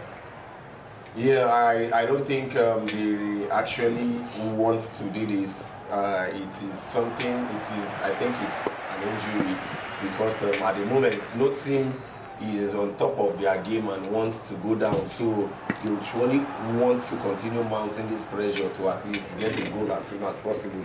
Brown seems to be holding the side of the head and he's signaling to the referee, why didn't you do something about that? Why? And now Nwabali is getting in a scuffle with Elias Achuri. I think we just need to keep, the Super Eagles need to keep their composure here, because this is where the Tunisians are very dangerous. The most important thing, you need to keep your focus, you need to be more concentrated, you need to just... A short one. This looks like a training ground routine. Oh my, he sends Lukman to the cleaners there. But Nigeria wins the ball, Osimhen wins the ball, it's 4-3, Akko Adams, he ran out of ideas. Akko Adams ran out of ideas, and the counter-attack is yes, the done. truth is very good covering from Valerie. My school coach actually told me something, that a football player often gets tired from the 15th, the first 15 minutes to the last 15 minutes of each half, and this is where goals come in. So personally, I wouldn't even be surprised if any of these two teams concedes a goal right now, because tiredness don't come in, fatigue don't come in right now. We can see in the last few minutes where Akko Adams and almost scored a goal against the Super Eagles. Akko Adams and Trabelsi having a laugh there about who should have had that free kick, but it's the referee has given it to Tunisia. And I must say, right now Tunisia are the team on top and look the most likely to score. It turned around from 10-15 minutes ago when the Super Eagles were dominating the game. Foul against Bruno Yemachi. Seems to have been taking an elbow to the mouth.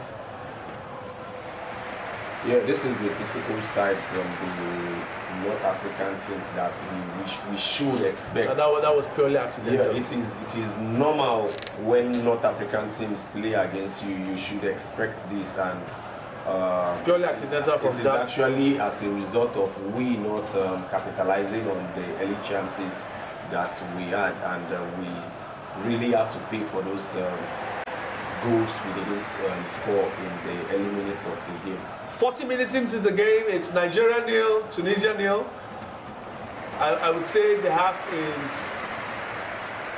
so far 50-50 between both teams. Each team, a fantastic slide through ball to Lookman there from, what a pass from Iwobi. Like, what a pass. This tournament, personally, I think Iwobi has been the Super Eagles' best player, irrespective of anything that comes at the end of the tournament. He has been so good with his passes.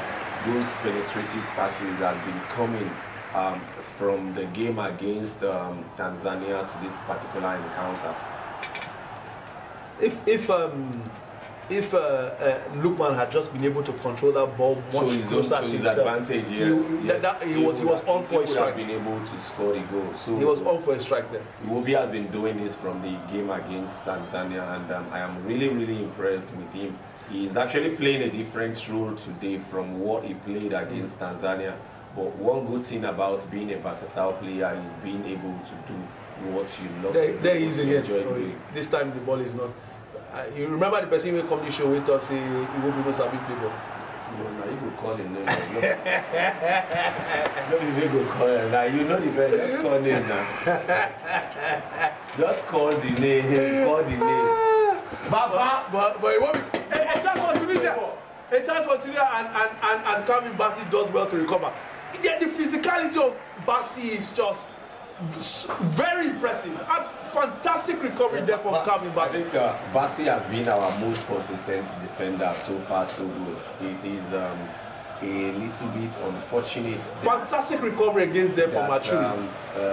Benjamin Fredericks is injured and cannot be in this tournament. Their combination, in few matches they played together, actually showed glimpse of maturity.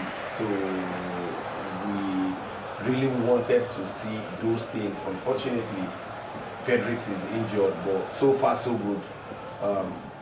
Calvin Bassey has been exceptional since. I think the physicality of Benjamin needs to be studied. Because you can see why Bassey is strong. You can't see why Benjamin is strong. His stature is so small, but the amount of one-on-ones that boy wins is incredible. This is simply because Kaduna boy, born and bred in Nigeria, and played lots of local football. So he has faced lots of physical battles while growing. The boy is a fighter. And I think he played for ABS Football Club. He played in, I think, Nasarawa United or so before he moved. So those battles that he faced in the league, those battles has given him that. Ball down the line, Ademola Lookman has a chance. Crossing, Victor Osimhen, goal! It was bound to happen! It was bound to happen! Victor Osimhen! Victor Osimhen! You don't touch! Come on, you don't touch! Oh my God! Ask him, oh my God! Wait, why they give a card? What? Okay, give a card. Ask him, oh my God!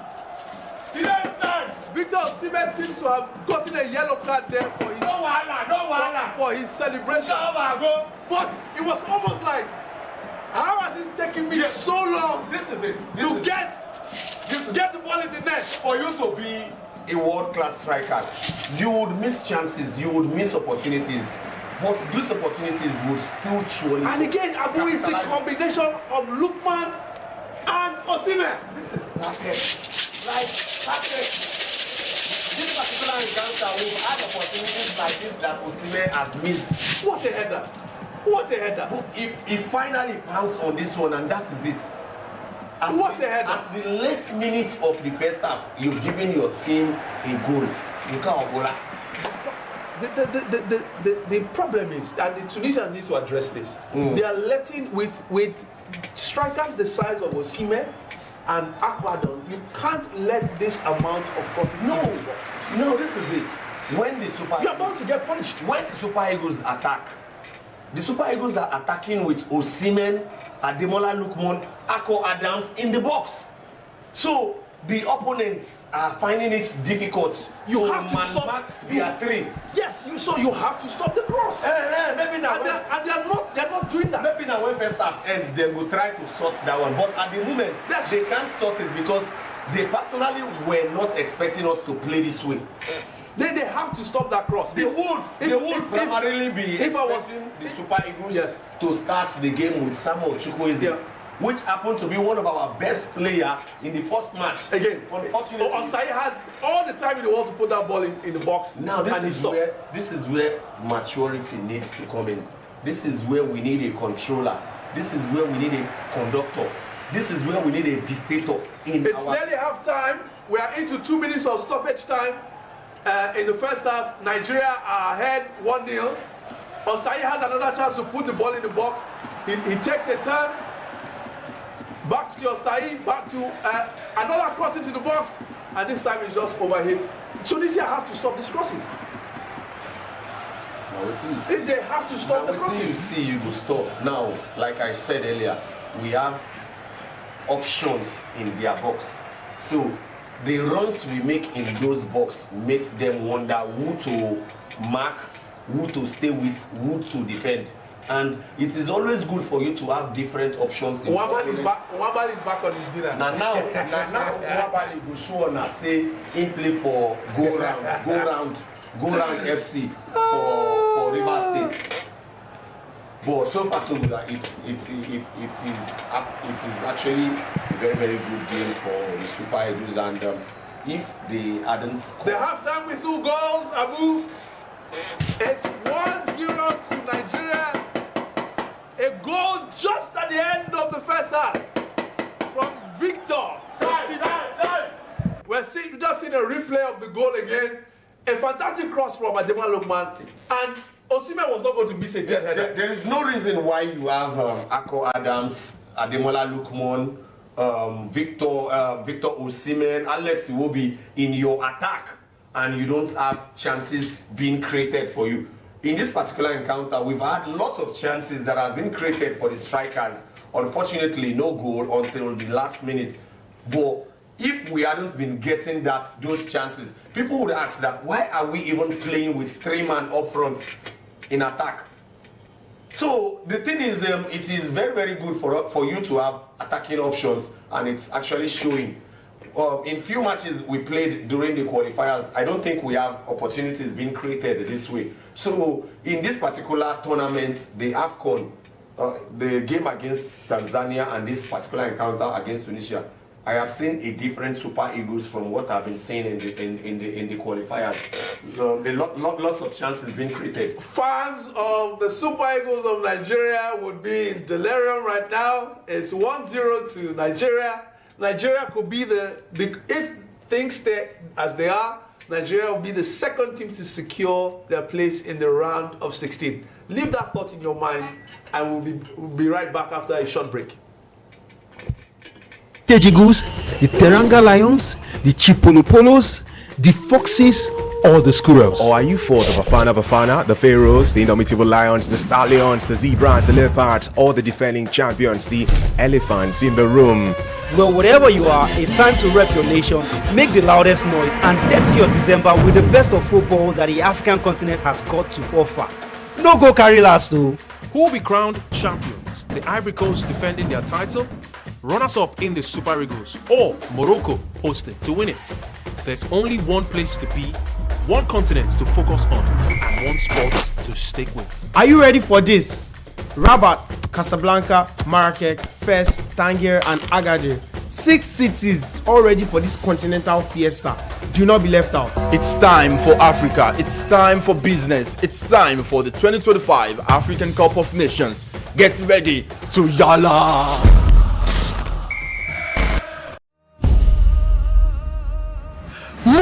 Morocco, 52 matches, 24 nations, 9 stadiums, 6 cities, 1 continent, 1 title, 1 goal.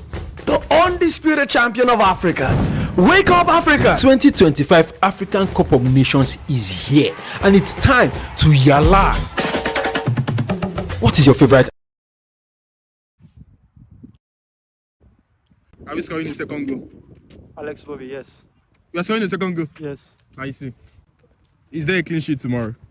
Clean sheet. That's a tough one. I'm not sure, man. Final scoreline tomorrow.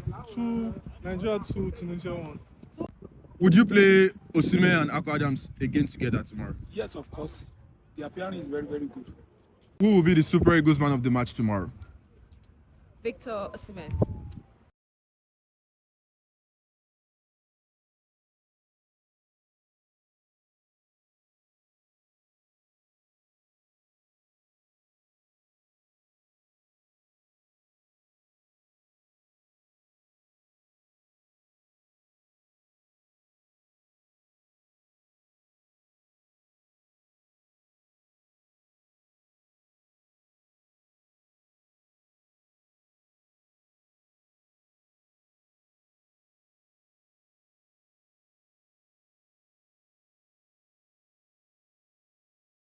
Nigeria's first goal tomorrow. Lookman. Are we scoring the second goal? Alex Bobby, yes. We are scoring the second goal? Yes. I see. Is there a clean sheet tomorrow? Clean sheet. That's a tough one. I'm not sure, man. Final scoreline tomorrow. 2, Nigeria 2, Tunisia 1. Would you play Osimhen and Akwa Adams again together tomorrow? Yes, of course. The appearance is very, very good. Who will be the Super Eagles man of the match tomorrow? Animal. The Super Eagles, the Cartilage Eagles, the Teranga Lions, the Chipolopolos, the Foxes, or the Squirrels? Or are you for the Bafana, the Pharaohs, the Indomitable Lions, the Stallions, the Zebras, the Leopards, or the defending champions, the Elephants in the room? Well, whatever you are, it's time to rep your nation, make the loudest noise, and dirty your December with the best of African continent has got to offer. No go carry last though. Who will be crowned champions? The Ivory Coast defending their title, runners-up in the Super Eagles, or Morocco hosted to win it? There's only one place to be, one continent to focus on, and one sport to stick with. Are you ready for this? Rabat, Casablanca, Marrakech, Fes, Tangier, and Agadir. 6 cities all ready for this continental fiesta. Do not be left out. It's time for Africa. It's time for business. It's time for the 2025 African Cup of Nations. And one sport to stick with. Are you ready for this? Rabat, Casablanca, Marrakech, Fes, Tangier, and Agadir. 6 cities all ready for this continental fiesta. Do not be left out. It's time for Africa. It's time for business. It's time for the 2025 African Cup of Nations. Get ready to yalla!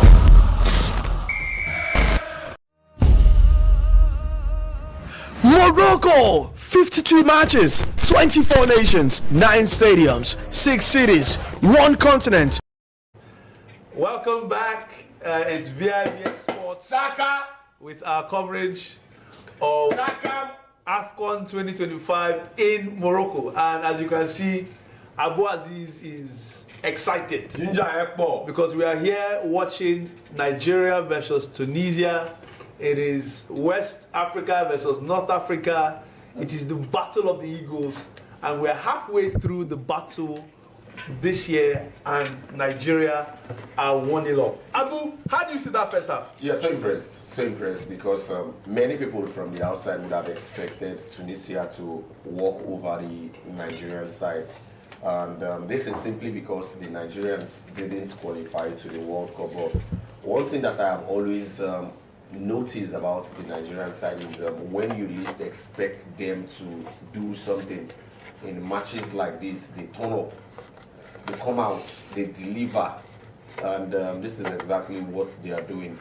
The Super Eagles, they have already dominated this game all through, and the result also doesn't even justify what is already happening in the game.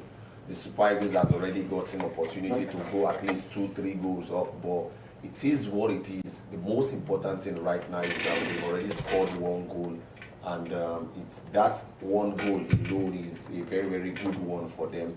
Hopefully, they just try as much as possible to continue being focused, to concentrate more, and to understand that the Tunisians, they are a very, very delicate side. So you try as much as possible not to concede as early as you conceded against the Tanzanian side, because that was what happened in the first match. Winning this game for the Super Eagles qualifies you into the quarterfinals. So round of 16. In the round of 16, so you know what it means going into the second half. You have just 45 more minutes to go into the second half, and if you look at the Super Eagles bench, you have a lot of qualities on that bench. You have Rafael Onyinye that plays for Club Brugge. You have Cyril Desas. You have Paul Onuachu that plays in Turkey. So many qualities in that team. So any player we don't tire, Biko just quickly let coach know. You don't need to waste more time on that field and let us concede. But the most important part is that level of composure, that level of focus, it is much more important at this moment. Yeah, and just coming back to the game, you can't let, we were just talking about it, just before the halftime whistle. You can't let Victor Osimhen have headers, 3 headers in one half, and you don't expect your net to bulge at some point. They no rate them now.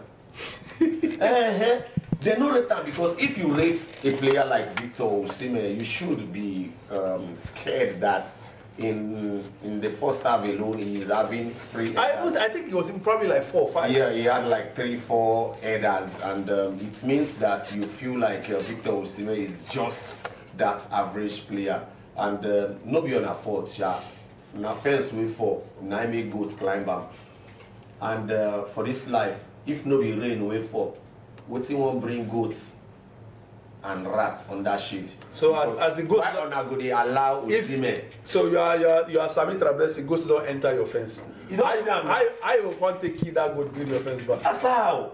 It's not possible now. No. I'm so happy now that at the end of you be Sami Trablesi now. You don't see what happen for first time. Yes. Goats don't enter your compound. Yes. You won't come kill that goat build your fence. How you go take them? The same goats don't enter your compound. You don't already get in young boy's quota. I know. You go now they want to look for a way to this is their problem. If they try to match out a means to chase Osimhen out of this game, we have other options. In our last game against Tanzania, Osimhen didn't score. We had Ademola Lookman and Semi Ajayi scoring. In this particular encounter right now, we have seen glimpse of Ako Adams doing so well, and he's also ready to score. So I think we have players in that team that can score from every position, every opportunity. We don't have to just wait and look or rely on Victor Osimhen for the Super Eagles to score goals. So if they... But the way you are talking, do you think Nigeria have been the most impressive team in the tournament so far? This is our second game. Yes. This is this is the Super Eagles' second game. If we win today, it means we have been impressive. Have they been most impressive? The only team that has been more impressive, I think Egypt has qualified, but so far so good. Nigeria winning this game would be the most impressive team. Yeah. So if Nigeria win tonight, you think they've been the most impressive in the tournament? Allah lie. Allah lie. It reminds me of Cameroon's 2021. Yes. Let's hope. I'm sure a lot of Super Eagles fans will be hoping that Cameroon 2021 will not be a repeat in 2025. But if we start looking ahead, I know we don't want to get ahead of ourselves, but let's just open our. Let's look into the future. Yeah. Nigeria finished top of this group. We play second in Group D. Would you rather finish first in this group and either meet DRC or Senegal, or do you finish second? And do I have that correct? I believe the winner of this group plays second in Group D. Yeah. Second in Group D. Yes. Yeah. The truth is, at the moment, it doesn't look whichever way you thought. So if I remember correctly, if you finish first in this group, you play second in Group D. So you either meet DRC or Senegal, or if you finish second, you either meet Mali or Morocco might be waiting. Yeah, for the truth is, personally, I don't think there is any country in Africa that the Super Eagles should be scared of. The almighty Senegal that everyone looks at, everyone talks about. They talk like this when DRC, the leopards don't chop your wings. Nobody tell you now, nobody tell you, see, at the moment, the Senegalese couldn't even win the Congo DR today. The almighty Morocco that everyone, even myself, felt like would win every game, couldn't win Mali yesterday. So it means every team in the tournament right now is beatable. So how can a Nigerian with such quality players that plays professional football, European football, top clubs be scared to play against the Senegalese? Not scared, but I think we have the qualities to win against Senegal. So if we come first or second in our group and we are meeting Senegal or Congo DR, I don't see any reason why we should not be confident going into the game. I'm not saying, but wouldn't you rather meet those teams further down the line? Wouldn't you like a Benin Republic? No, no. It is better you meet a Senegalese team or a Congo DR team right now, defeat them, because going further into the tournament, you meet teams that are not as stronger or better than the Senegalese or the Congolese team. Look, I think Nigeria is stuck between a rock and a hard place. We are very, very good team. So we're stuck between a rock and a hard place. Yes, So we might as well just win all our games and wherever we get to. That is just it. Because just continue winning your game. Either of those 4 teams in the round of 16 is the going to truth be is, at the a moment, very difficult game. At the moment, just take this game one at a time. That's the most important part. When you meet Senegal, you play against Senegal. And who is to say that Zambia will not beat Morocco? Who is to say? I actually expected Morocco to at least win. Football is... No, that Malian team, I mean, I thought from the last AFCON that Eric Chelle was very unlucky to be fired. Yes. I think they have Mali, a very, very good team. Mali played fantastic football. They played very, very good And football. without the fans behind Ivory Coast, they were coasting through that. Yeah, I think they have a very, very good team, and they were actually unlucky. They were unlucky, So look, I think the Super Eagles just need to continue doing what they're doing. The same thing with Tunisia. Anybody who comes out from this group is going to have difficult fixtures wherever they go. And there is something I also like about Eric Chelle, the Super Eagles coach. This is it. He played against Tanzania, and in today's game, he tweaked his formation. So this is just for you to understand and know that no 2 game is the same. If you're playing against Senegal, this is how you should play. If you're playing against Tanzania, this is how you should play. So good one from the technical crew of the I was even looking at what you just said. It's a fantastic point you made. You have a coach who is, tailoring his team to what his opponents are doing. Yes. I was actually going to come from it from the other angle to say the North Africans, everybody knows what they're doing, and they tend to stick to that, versus this tinkering that Eric Chelle typically does. But it's working a fantastic treat today. The Tunisians, their strength is basically from the midfield. People will talk about Elias Achuri scoring a brace in their last match, but that isn't their strength. Their strength is their midfield, because if the midfield don't get the ball, they won't be able to feed the strikers. And this is what the Super Eagles has already nullified today. This is exactly what the Malians also nullified yesterday. So the West African side, they are using their physical strength to be able to play well against the North Africans. The second half is on the way. No changes on either side. Nigeria is now playing from right to left, and they're on the attack again.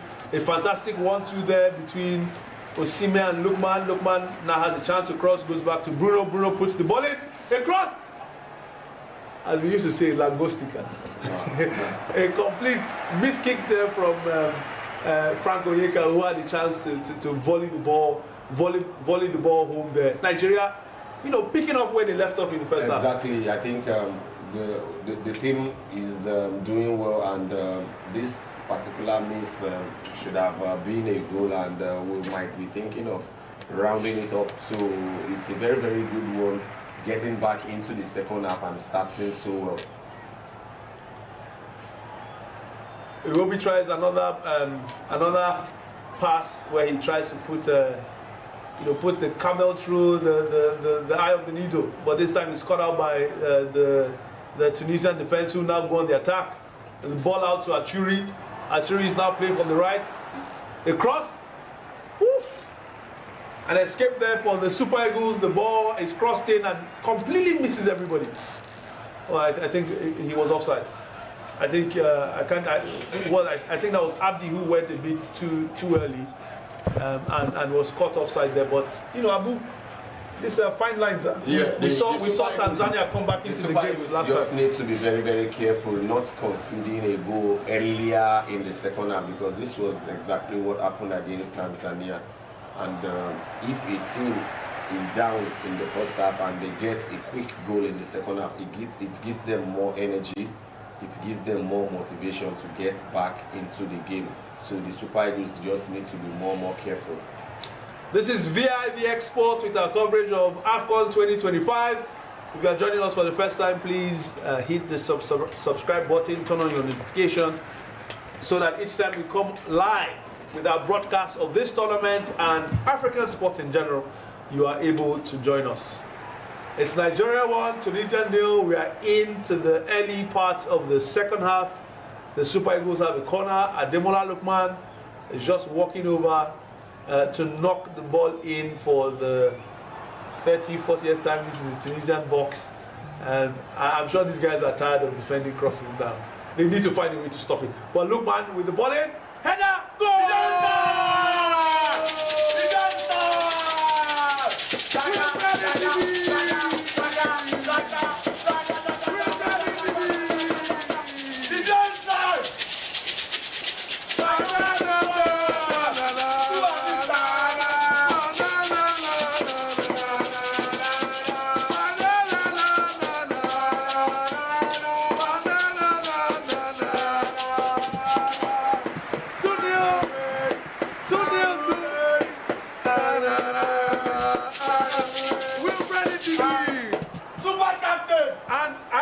Celebration he hits.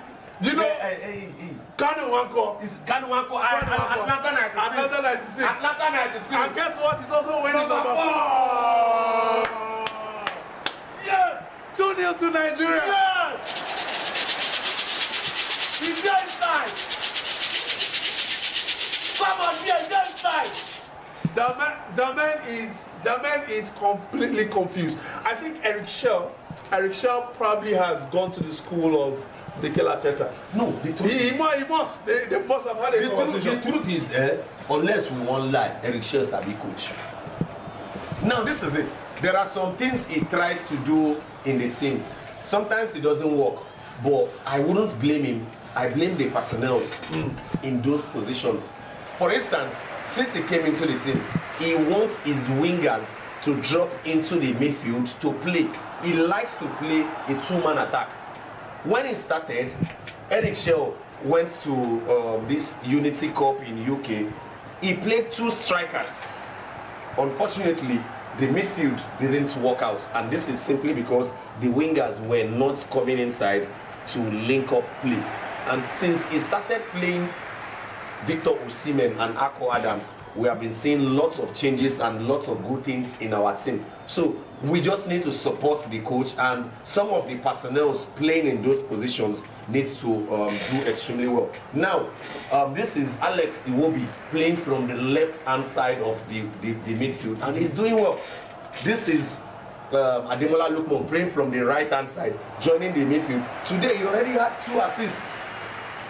I mean, as I said at the start of the broadcast, Lookman, Iwobi, Osimhen are really balling. You saw Iwobi with 2 assists against Tanzania. Yes. You're now seeing 2 assists from Lookman in this game. And what the Super Eagles are doing today cannot be underestimated. Tunisia going through World Cup qualifying, won 9 out of their 10 World Cup qualifiers without conceding a single goal. Yes, sir. And Eric Chelle and his boys have turned up today, yes, and have buried 2 goals against the Cartilage Eagles. It cannot be underplayed. Yeah, I think so far so good. The results at the moment is actually showing what the Super Eagles are capable of doing But one good thing is we are just 53 minutes.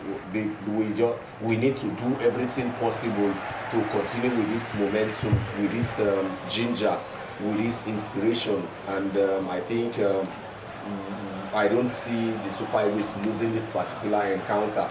The game is far from over, but so far so good. Every player in this team, as of this moment, has been doing extremely well. We just need to just continue this way, not to concede. Another start for you. Wilfred Ndidi's first goal ever for the Super Eagles. Don't see him now. Very, very important and vital goal. First goal ever for the Super Eagles. Very, very important takes and vital goal. Takes the captain's armband and buries his first goal.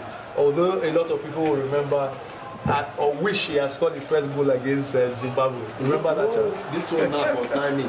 This is a very, very important goal for us because if we hadn't scored this second goal and just that one goal up, it would be a big problem for us going into the later minutes of the game. Yeah, and he hit the Kanu celebration, which was I think another chance here. Look, man, to Osimhen. Look, man. Oh, what a block! Osimhen should have taken that shot, but I'm happy to see the lack of selfishness from Osimhen. I understand the combination, the connections between Osimhen and Ademola Lookman. They try as much as possible to play within themselves. It happened in the game against Tanzania where we saw Osimhen drop a ball for Ademola Lookman. But this particular encounter, this particular scenario, we need strikers to be selfish sometimes. And in this particular game, we needed him to just take that advantage and get that goal for us. We are just 2 goals up and we haven't won this particular encounter. We need to score more goals. We are actually playing against the North African sides and any mistake from us would cost us this game. Eric Chelle is cooking, Sami Trabelsi is eating. Will it remain like this for the rest of the game, Abu? Amen. And there's a chance, the Tunisians are going to be. What's the worry this boy? Wabali has done it again. I think the Super Eagles just escaped. The Super Eagles just has Wabali. The referee had blown his whistle. The referee has blown his whistle. The Tunisians carried on and went through. He was through on goal. The Super Eagles were lucky to get away with that with the referee blowing his whistle too early. And then Wabali once again goes rushing out and completely takes the player out. I mean, if this was still, he was flat through on goal, the game has stopped, and Wabali just takes him out. The truth is, I'll tell you for free, this ball should be a ball of play.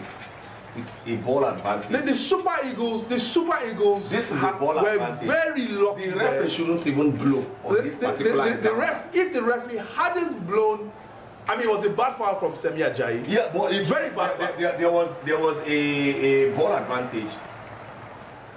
And things are getting a bit heated here. The Tunisians are clearly not happy. I think the referee needs to control this game, much better than just brandishing yellow cards.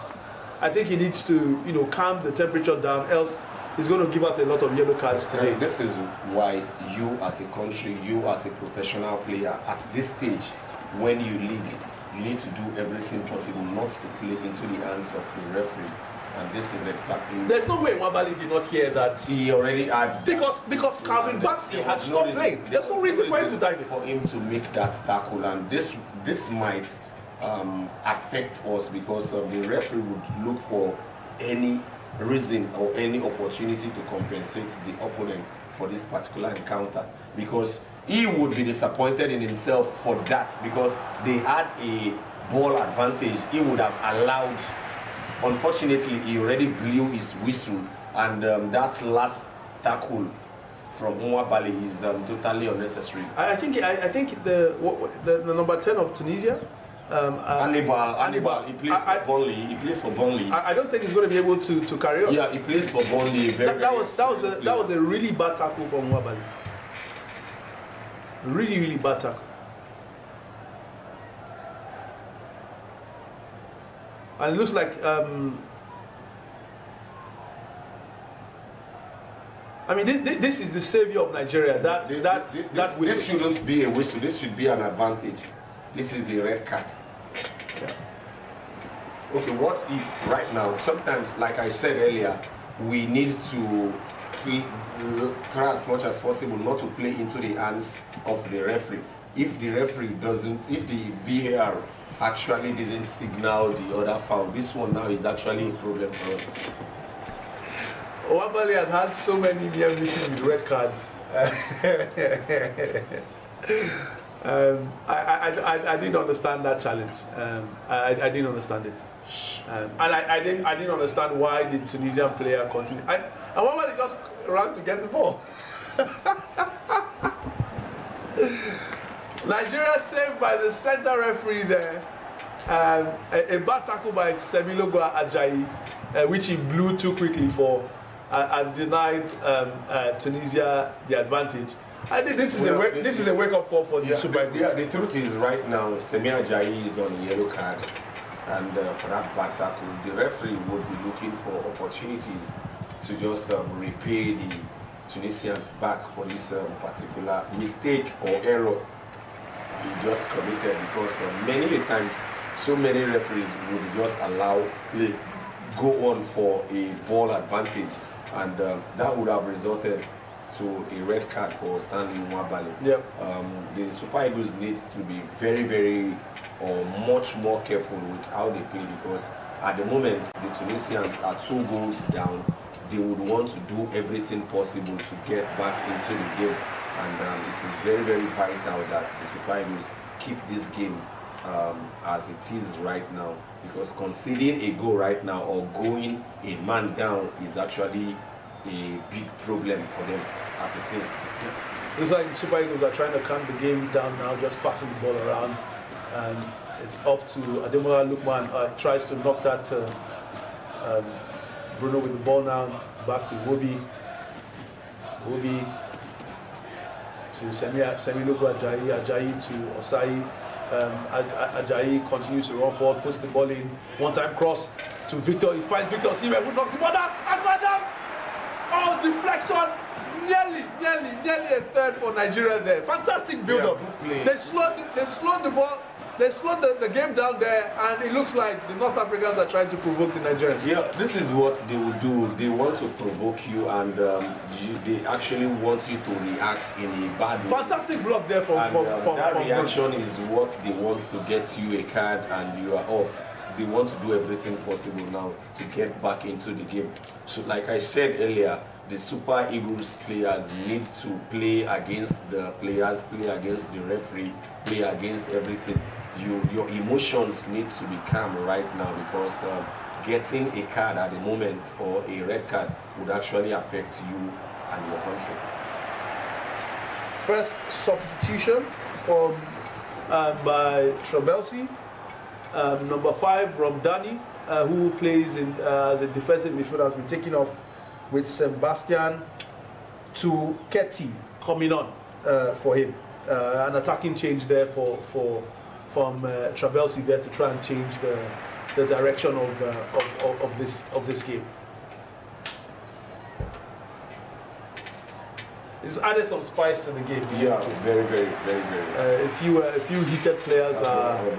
Like I said, the Super Eagles players just need to be more careful, because this is where your emotions get in, and you need to be you need to be more professional to be able to manage those emotions, because you don't even need a card at the moment.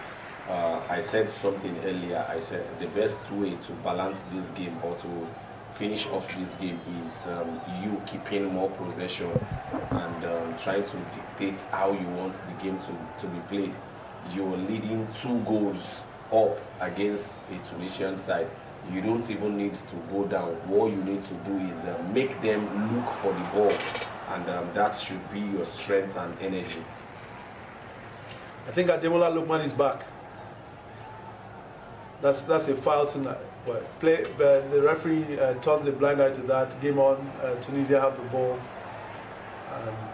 But I was saying about Ademola Lookman, after a barren period for him, he's coming to the AFCON. 1 goal and 2 assists already in 2 games. I think he happens to be someone that understands the AFCON so well. In the last tournament, he scored so many goals, and right now, in 2 matches, he has gotten 1 goal and 2 assists. So good one for Ademola Lookman so far.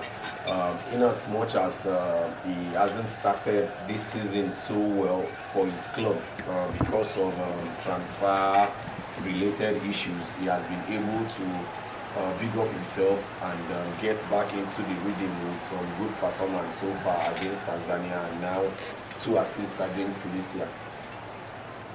Yeah. Free kick to Nigeria. Lookman over the ball, puts the ball in, and well defended this time by Tunisia. The ball is in the hand of the goalkeeper, Damen, who is looking to launch a quick attack, but has to settle with throwing the ball to one of his defenders. Oh, fantastic pass there. Is that Achuri? Achuri is on the right. But Tunisia have the ball. Hannibal looks like he's recovered well, and he's still on the pitch, moving around, following that tackle from Wabali. Tunisia showing some composure here, waiting for, rather than just looking for a killer pass, trying to move the Nigerian defense about. Cross finally comes in, cleared out by Cameroon Bassi.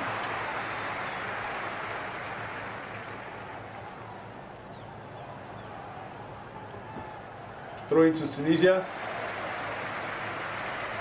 Fantastic turn there, crossing, cleared out by Bright Osayi Samuel. Nigeria need to step out a bit here. Tunisia seem to be applying some pressure.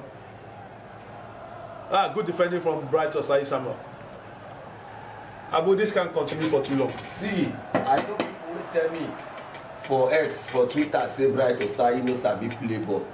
God will judge everybody. If this Bright Osayi will watch, we'll talk about call their name. So more just a look. Call their name now. You don't call the person. Super Eagles, they answer many people. Yeah, but the truth is, our midfield already they go down small. Yeah, so ball won by chance for Nigeria to break. Fantastic win there from Wilfred Ndidi. Ball is with Akpo Adams. He passes to Ademola Lookman, touches off to Iwobi. Iwobi buys his time, slows the game back down.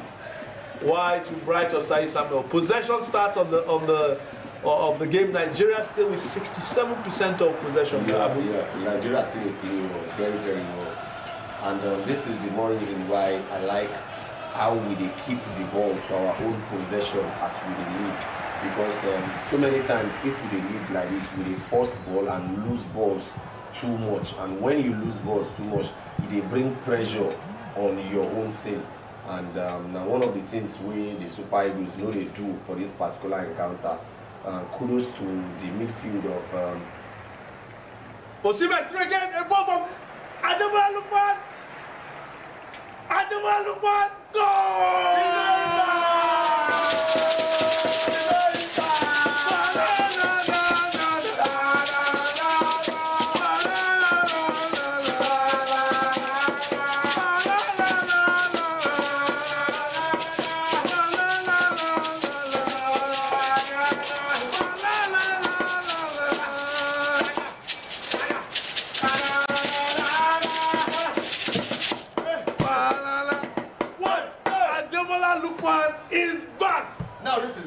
football is. Ademola Lookman is back. If you don't get the goals, be a creator. Osimhen, you don't see the goals. Osimhen has been wanting Lookman to score.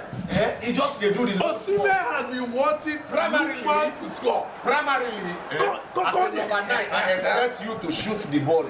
No. I don't tell you, say Osimhen want. No, yes. This is because this is a team play. Right now, this is more of a team play because for a number 9, you should be shooting that ball. But kudos to Osimhen, and I love the teamwork I love the team spirit. I'm really loving what I'm seeing with the lack of selfishness between Lukman and Osimhen. Fantastic. From the game against Tanzania to this particular encounter, I think I love the movement and the combination between Osimhen and Ademola Lookman. It's been man don't lie. Since when the two don't they play together? Now the first time we say the team they oversweet me. Yes, they don't get one or two link-up play, and that was at the last Nations Cup. But this particular one, no, you can't deliberately it's in the entire way. It looks like no, it's like they are talking to a few people in Italy. Yes, they go well. They are really balling. They go well. Nigeria 3, Tunisia 0. Abu, could you believe that this was ever going to happen?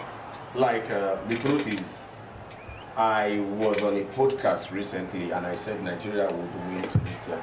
But me, I don't know say we will reach this thing.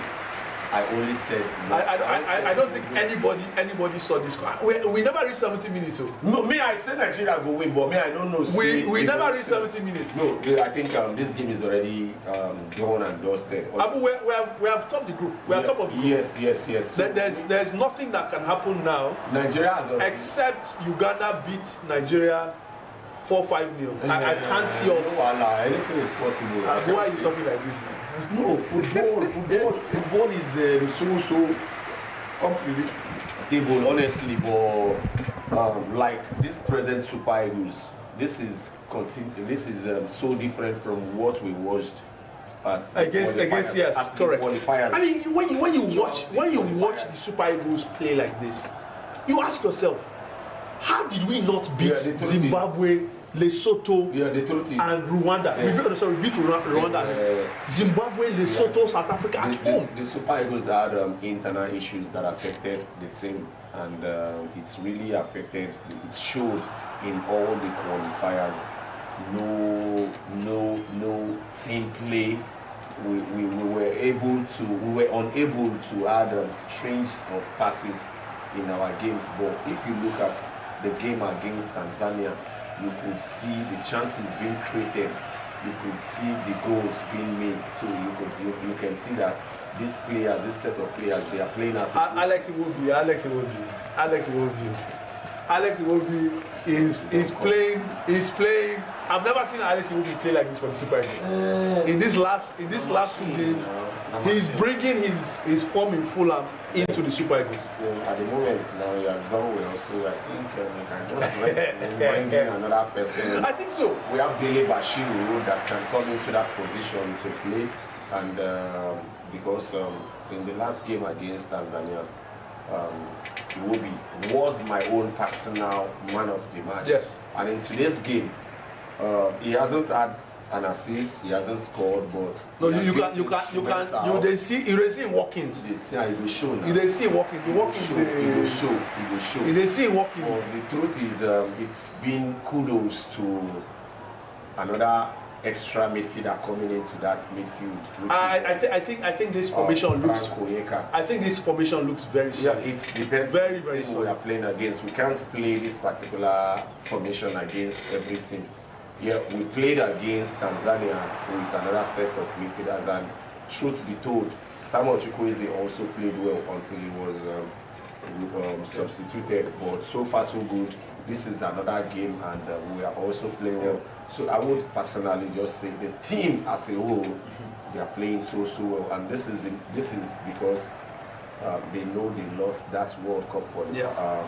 They seem like they've come here with something to prove. Baba, we must win this particular one. That is very important. Very important. But Abu, I must ask you. We've seen in many not just the AFCON, teams who don't start well tend to pick up over time. Right? Yeah. You see Argentina in the last World Cup. Started off badly, losing to Saudi Arabia. Picked up, went on to win the tournament. The last AFCON, Côte d'Ivoire. Started off, won their first game, from then on went downhill and then slowly progressed. Are Nigeria in danger of peaking too early? No. Nigerians get this mentality of Anyame. See, we won't win this thing, we won't finish ourselves for you.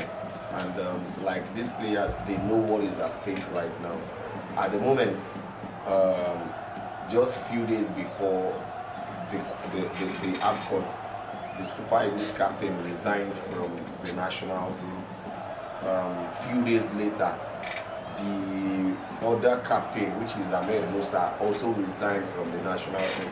So it means there are things going on in the national team that we as outsiders don't even know or we haven't heard about.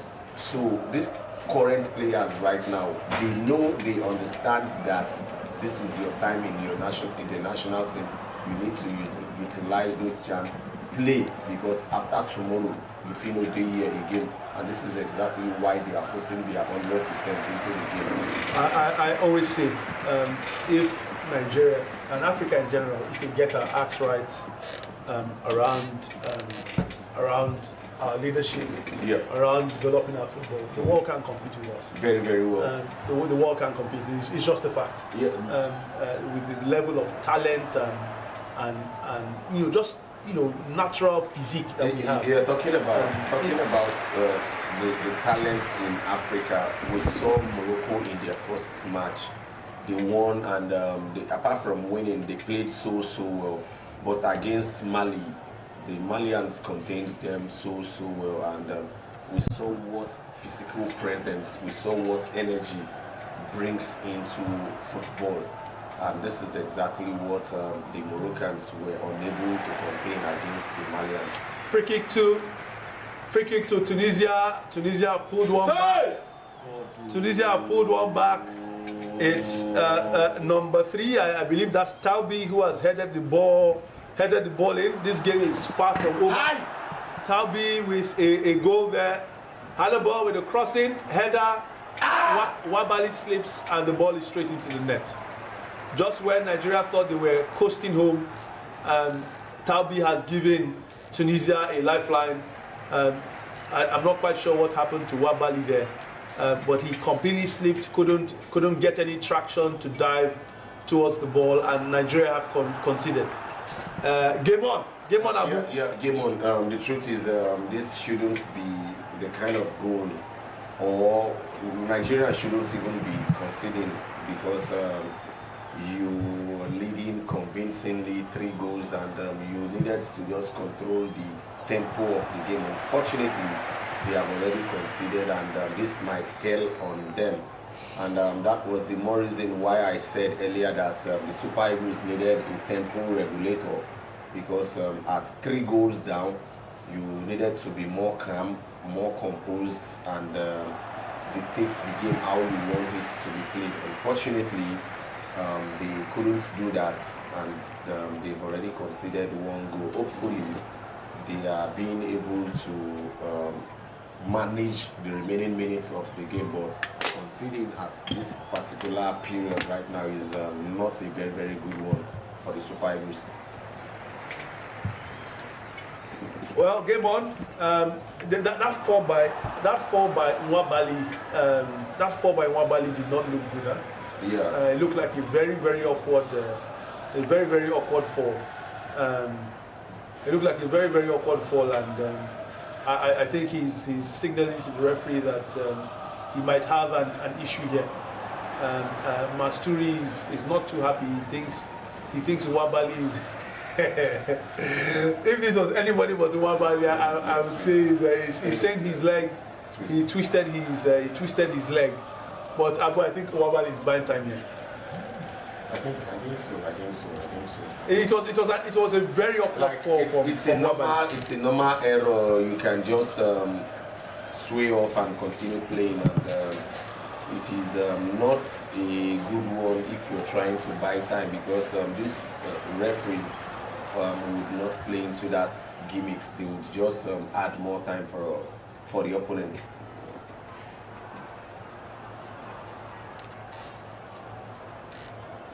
Ejuke is going to get his first chance at AFCON 2025. Moses Simon. It looks like Eric Chelle is trying to freshen things up front. Yeah, good. I think at the moment we had to maybe take one of the strikers off and it's a good one to bring in more midfielders to keep the ball, because, like I said earlier, we needed to keep more possession. It's very, very important.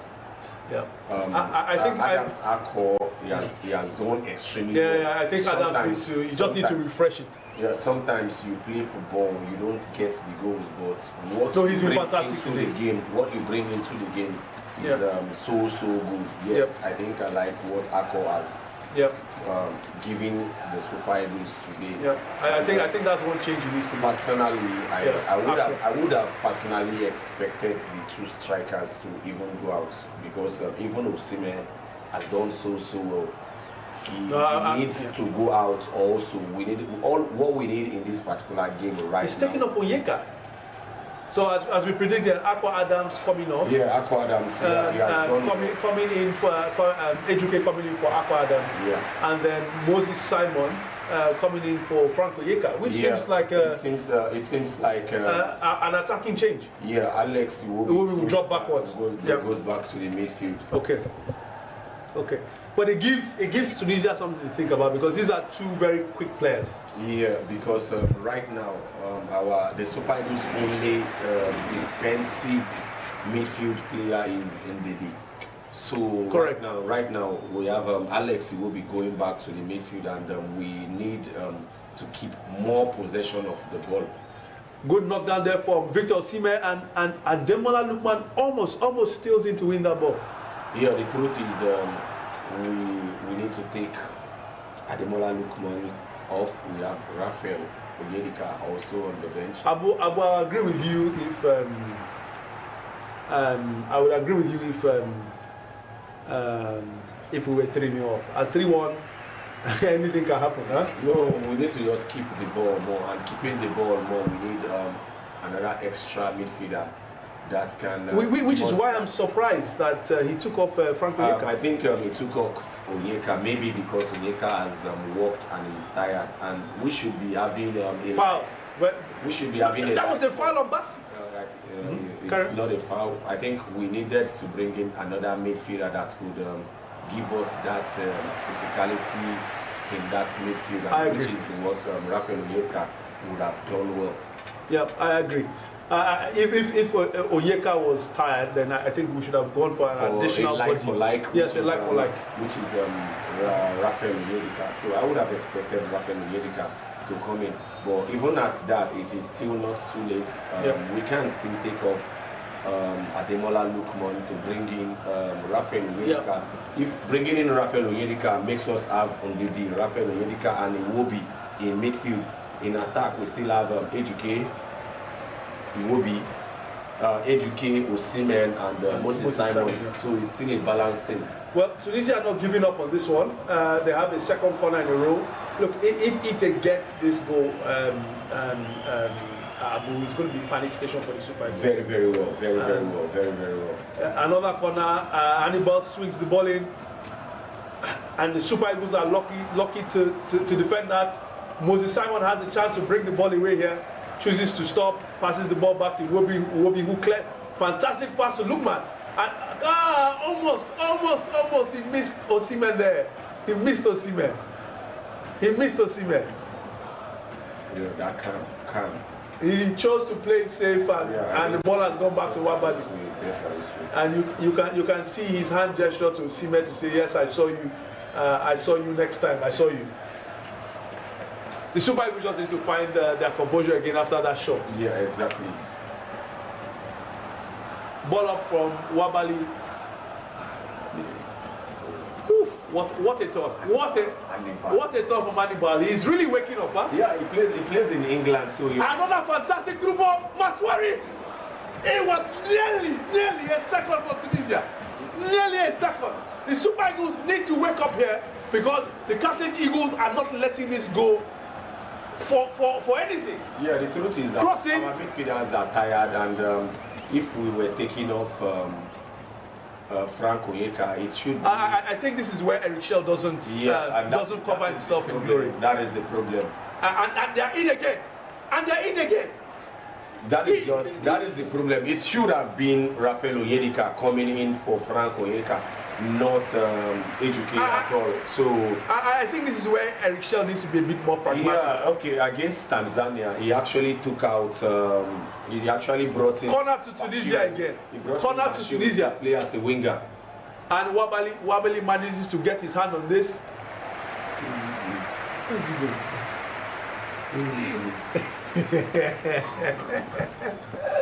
Tunisia again on the attack.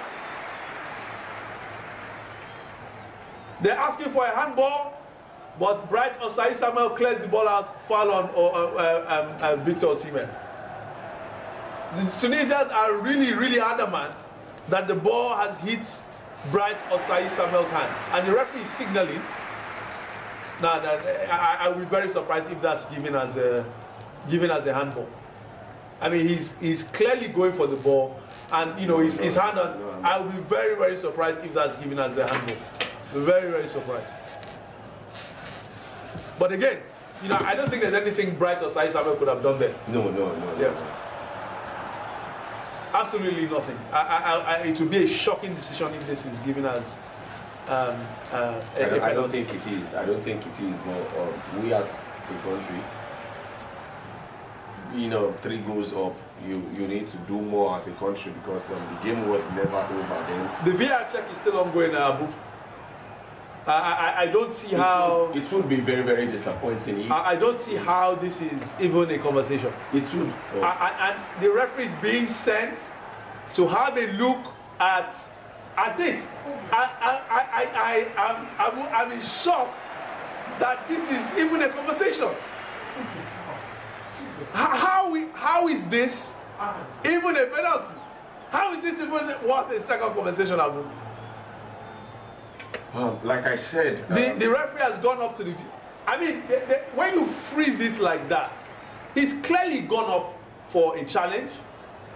The Tunisian player's hand is in the same position as Bright. They're both holding each other. It's. I mean, look at the Tunisian player's hand. Similar position. Both of them missed the ball, and he simply hits Bright Osai's hand. He's not even seeing the ball. It shouldn't be even a conversation at all. So I mean, let's see what the referee's decision is. But I'm very surprised that this is getting a second look. But let's see what the decision is. It will be a.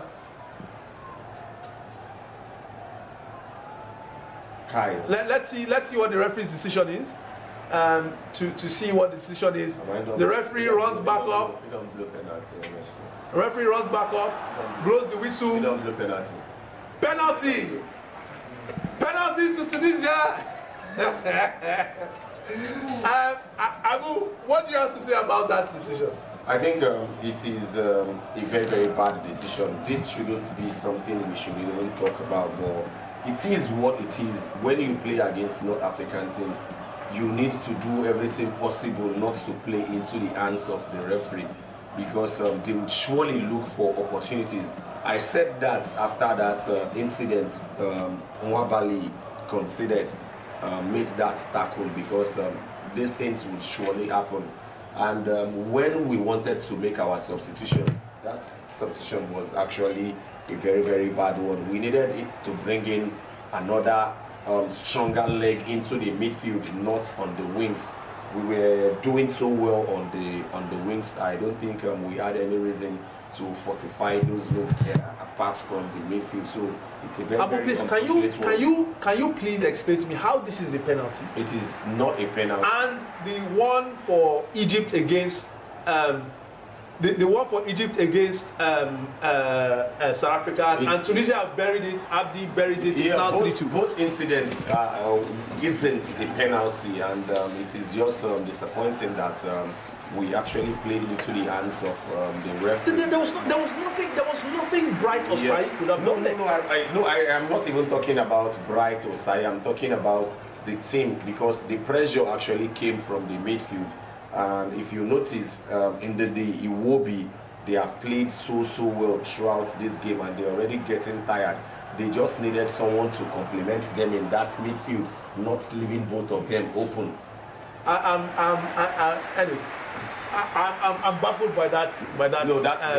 decision. That decision is a very bad decision. Baffled by that decision at this that the stage referee of the tournament, we shouldn't be seeing decisions like this. It's very, very bad decision there from the referee. The South Africa one yesterday was more a penalty than this one. Yes. And for both to have gone to VAR with varying outcomes is a bit of a surprise to me. But in any case, the Tunisians are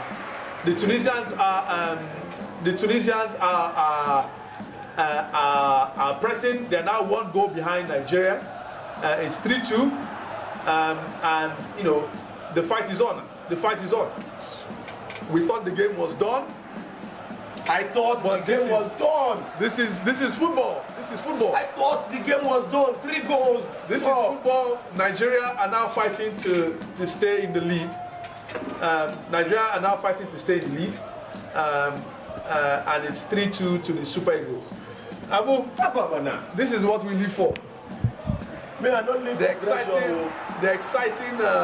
exciting drama that football brings. Yeah. I think this is actually what makes football fun, and the biggest fun of this game will be Nigeria getting another goal and silencing the stadium. I think that will be the bigger fun right now. But so far so good.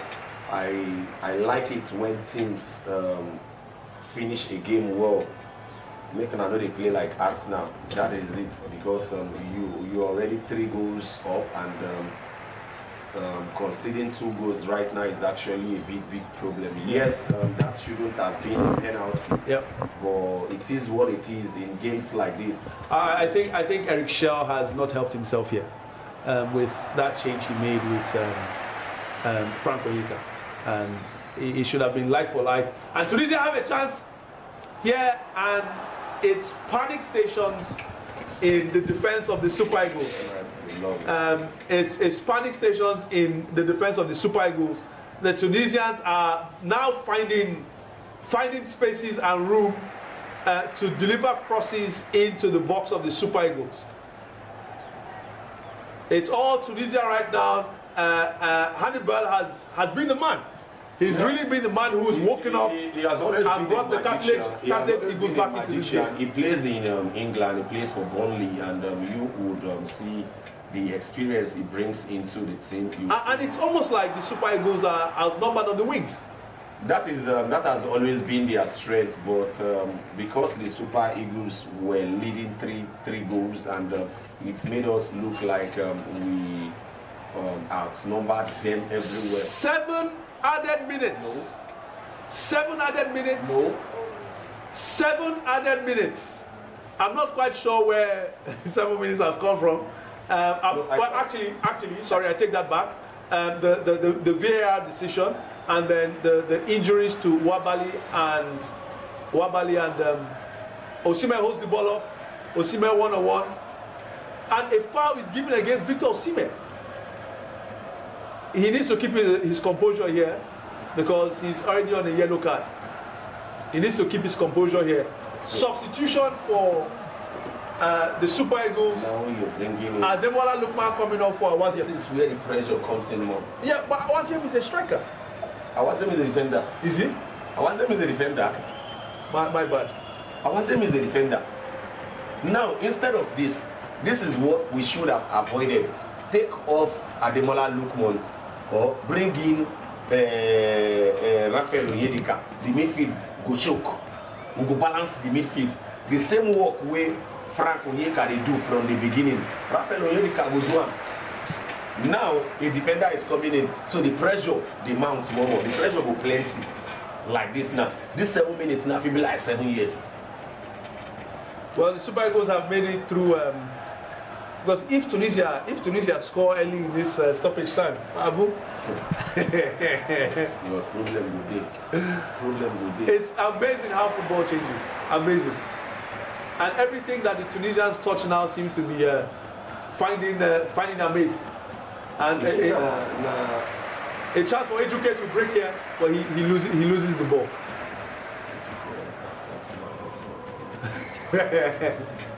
And Tunisia are beginning to find their passes. It's amazing how football changes.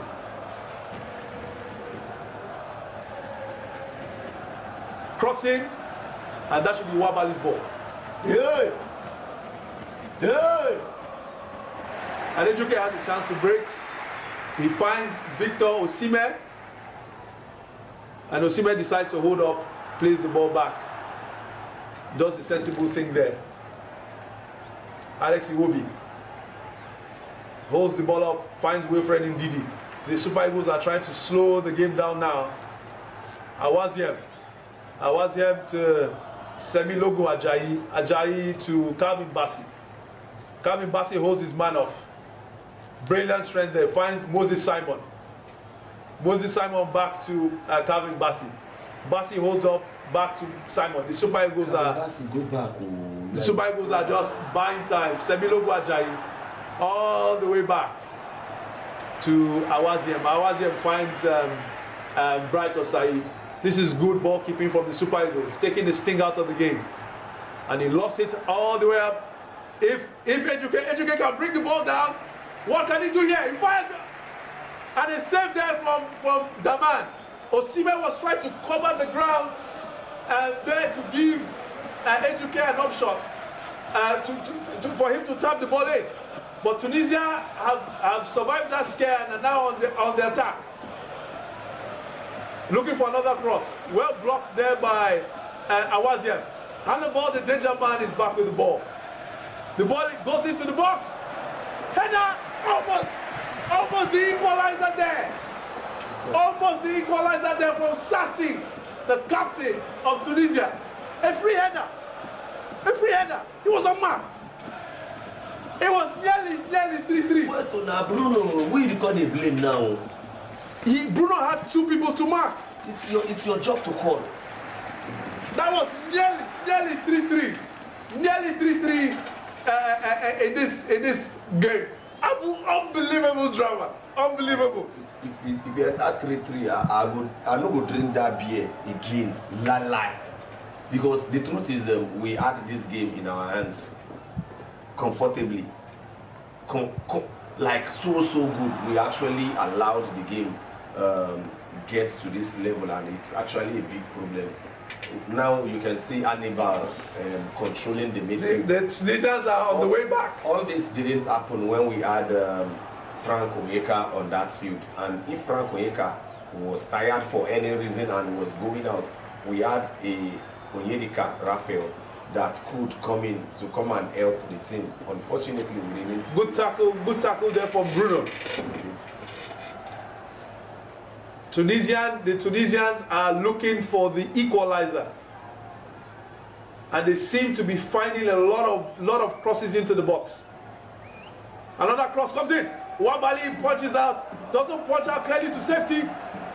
A chance there, volley, and just goes slightly wide. The Super Eagles are surviving.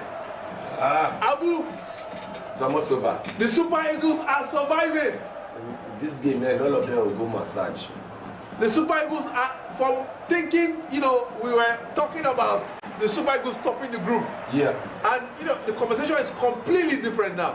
Very, very different. But the truth is, the technical crew of the Super Eagles, they must have learned one or two from this particular encounter that no game is...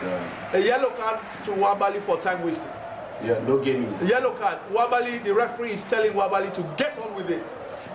1 minute left.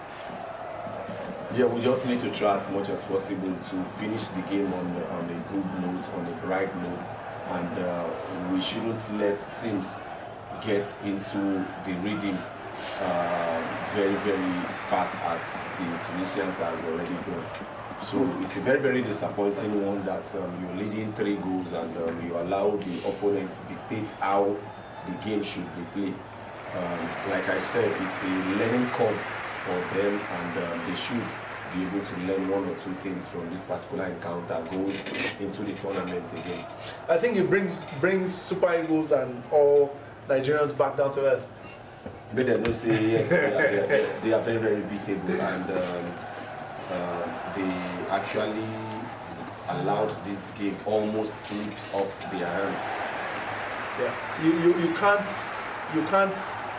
have such control. This was a game, and there's another chance here for Tunisia, and a last-ditch tackle from Bruno. And that's the final whistle. God. The Super Eagles victorious against the Cartilage Eagles of Tunisia.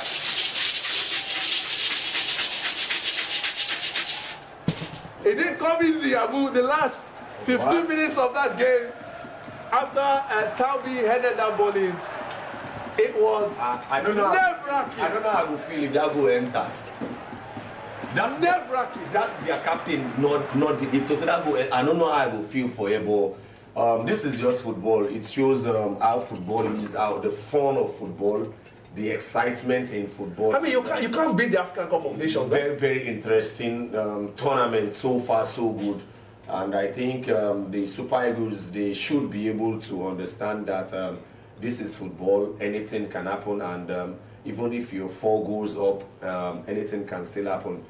They should be able to learn 1 or 2 things from this particular encounter, that they will still play more games like this going further in the tournament. Personally, it's a very, okay, I would not use the word very, very disappointing one, but I think I am not impressed with the way the game actually ended for the Super Eagles. Yeah, I think, not to point fingers here, but I think the changes was what brought Tunisia back into the game. Yeah, very well. I think with you being 3 goals up. Yeah, the team actually started the game well. Yeah. Unfortunately, the substitutions actually isn't the Open best. Nigeria up a bit too much. Because you know the strength of the Tunisians, which happen to be their midfield.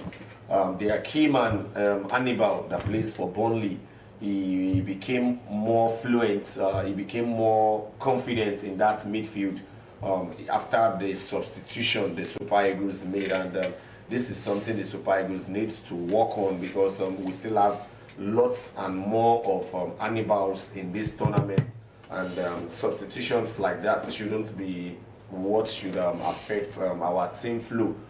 If you are taking off a player, the personnel coming inside should be able to give him that same performance or extra, because this actually affected the team flow. Immediately Frank Onyeka left that midfield, it became so open, and this is because the players like Alex Iwobi and Wilfred Ndidi, they've already worked their socks off, so they just needed someone to complement them in that midfield. Unfortunately, the midfield became open, and once your midfield becomes open, it gives their wingers opportunities to be able to roll through your defense line, and that was what they had. I think it's a lesson to Eric Chelle. Very well. When you're up 3 goals in such a game and you have so much control, when I talk about, there's no need for you to open up so much. Is, when I talk about the coaching crew, I'm not talking about Eric Chelle. All of them, we they among the technical crew. This is actually a lesson for them. Yeah. That is the end of day 6 of AFCON 2025. We've seen another 10 goals in 4 games.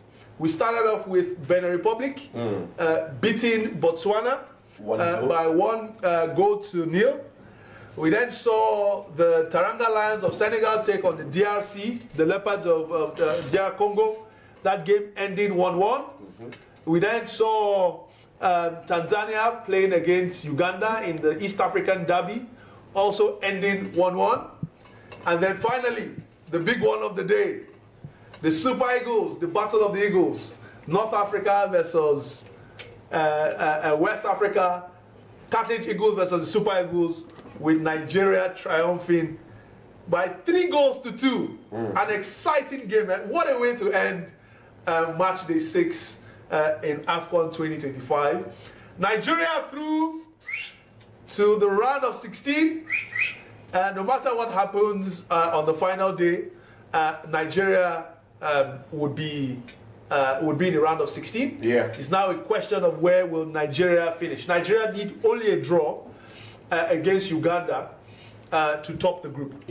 And in which case Nigeria will remain in first for the round of 16, and will be playing whoever finishes second in Group D. Abu, it looks like a rematch against the DRC or an epic encounter against Senegal? Yeah, I think it's important we play against DRC again. Like I said earlier, this particular Super Eagles is different, totally different from what I saw from the qualifiers. How many DRC go chop? The truth is, the DRC team, they happen to be a very, very good team. They held, it's a very solid team. They held Senegal very, very down solid today. And even one of their key players, Wissa, is not even in the team. He plays for Newcastle because he was injured all through. So the DRC, they have lots of good players. Bakambu actually equalized or scored for DRC today, so they have a very, very good side. Like I always say, I don't go into any game for revenge. I just go into the game to play. Abu revenge go do this one? No, I know they go into the game with that mentality, but it would be good if Nigeria plays against DRC and win. It will be very, very good. But I don't go into that game with that kind of mentality, because going into that game with that mentality, you will get too many burdens, you will get too many things where you try to come off of mind. So just play your game and hopefully you win. I'm actually just reconfirming that. So I take that. I take that back. My apologies. Whoever finishes first in Group C will play whoever finishes third, one of the third teams in Group A, B, or F. So finishing first actually works out very nicely for you in this group. If you finish second, you play in this group, you play second in Group A. So which would either most likely be Morocco or Mali. If you finish first, you get third in that group, which is likely to be Zambia or Comoros. Group B, likely to be Angola or Zimbabwe. And then in Group F, likely to be Gabon or Mozambique. Yeah, like I said, this particular tournament, every team is a good team. The Comoros, they have actually shown that they are also a good side. Absolutely. Yeah, the Moroccans had to struggle to win against the Comoros, and we have seen. And I think they drew with Zambia, no? Yeah, they drew with Zambia. You can see how good they are. So no team is a pushover or a walkover. But the Nigerian side, I'd rather play Comoros than Senegal. The Nigerian side that I have seen right now, I think if they put their house in order, they should or they can win any team in this particular encounter. We saw the match between Morocco and Mali. We saw how the Malians came all out against Morocco, and it's a very, very good one for them. So tell me how the Super Eagles can't win against the tournament favorites, which happen to be Morocco, Senegal, Cote d'Ivoire. We can win anybody. We have that quality. We have we have the quality. With my Nigerian hat on, I would rather that we meet this team later in the group. We've set ourselves up to win the group now. Yeah. We've played our most difficult game on paper, and we have come out victorious. It's 2 out of 2 for Eric Chelle, scoring 5 goals in 2 matches, but also conceding 3 in 2 matches.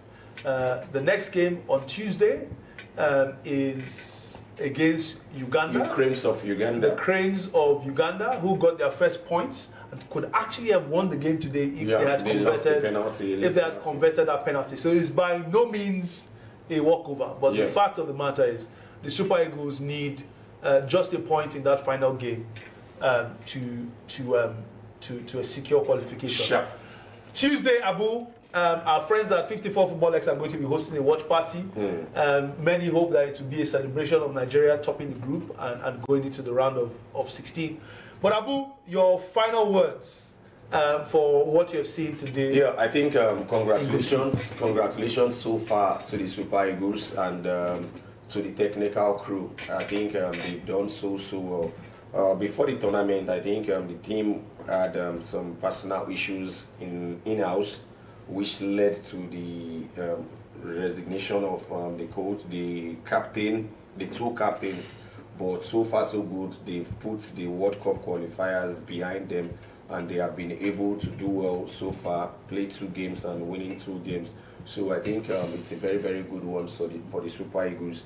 From the first game, they have learnt, and this second game against Tunisia, they have also learnt 1 or 2 mistakes or 2 errors that actually cost them.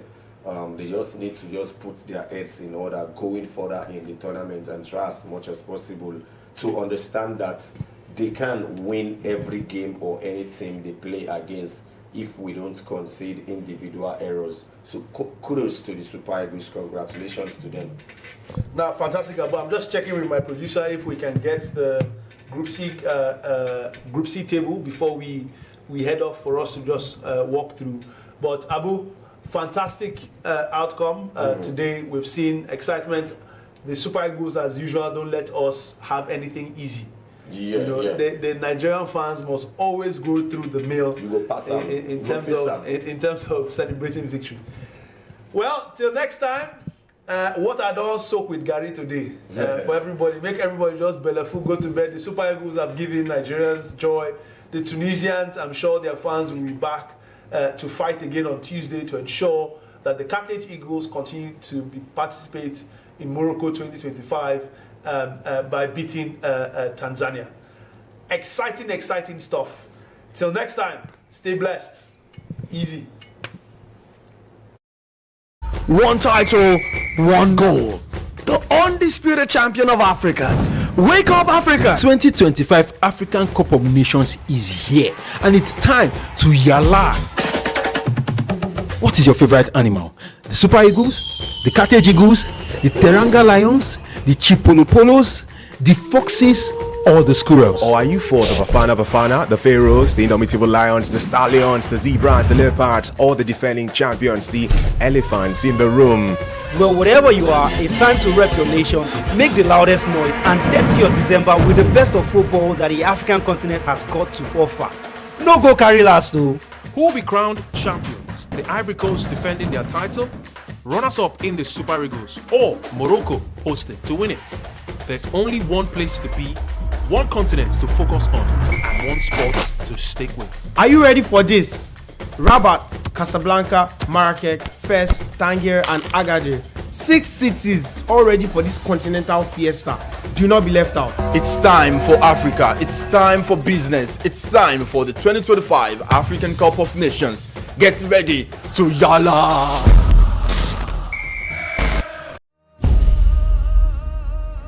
Morocco! 52 matches, 24 nations, 9 stadiums, 6 cities, 1 continent, 1 title, 1 goal. The undisputed champion of Africa. Wake up, Africa! 2025 African Cup of Nations is here, and it's time to yala. What is your favorite animal? The Super Eagles, the Cartilage Eagles, the Teranga Lions, the Chipolopolos, the Foxes, or the Squirrels? Or are you for the Bafana, the Pharaohs, the Indomitable Lions, the Stallions, the Zebras, the Leopards, or the defending champions, the Elephants in the room? Well, wherever you are, it's time to rep your nation, make the loudest noise, and dirty your December with the best of football that the African continent has got to offer. No go carry last though.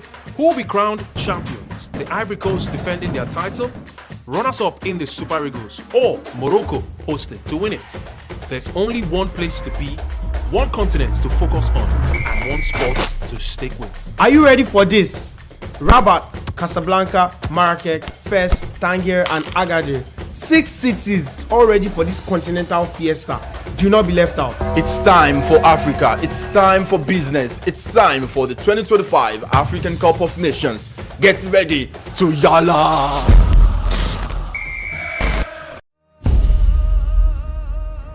Morocco! 52 matches, 24 nations, 9 stadiums, 6 cities, 1 continent, 1 title, 1 goal. The undisputed champion of Africa. Wake up, Africa! 2025 African Cup of Nations is here, and it's time to yala.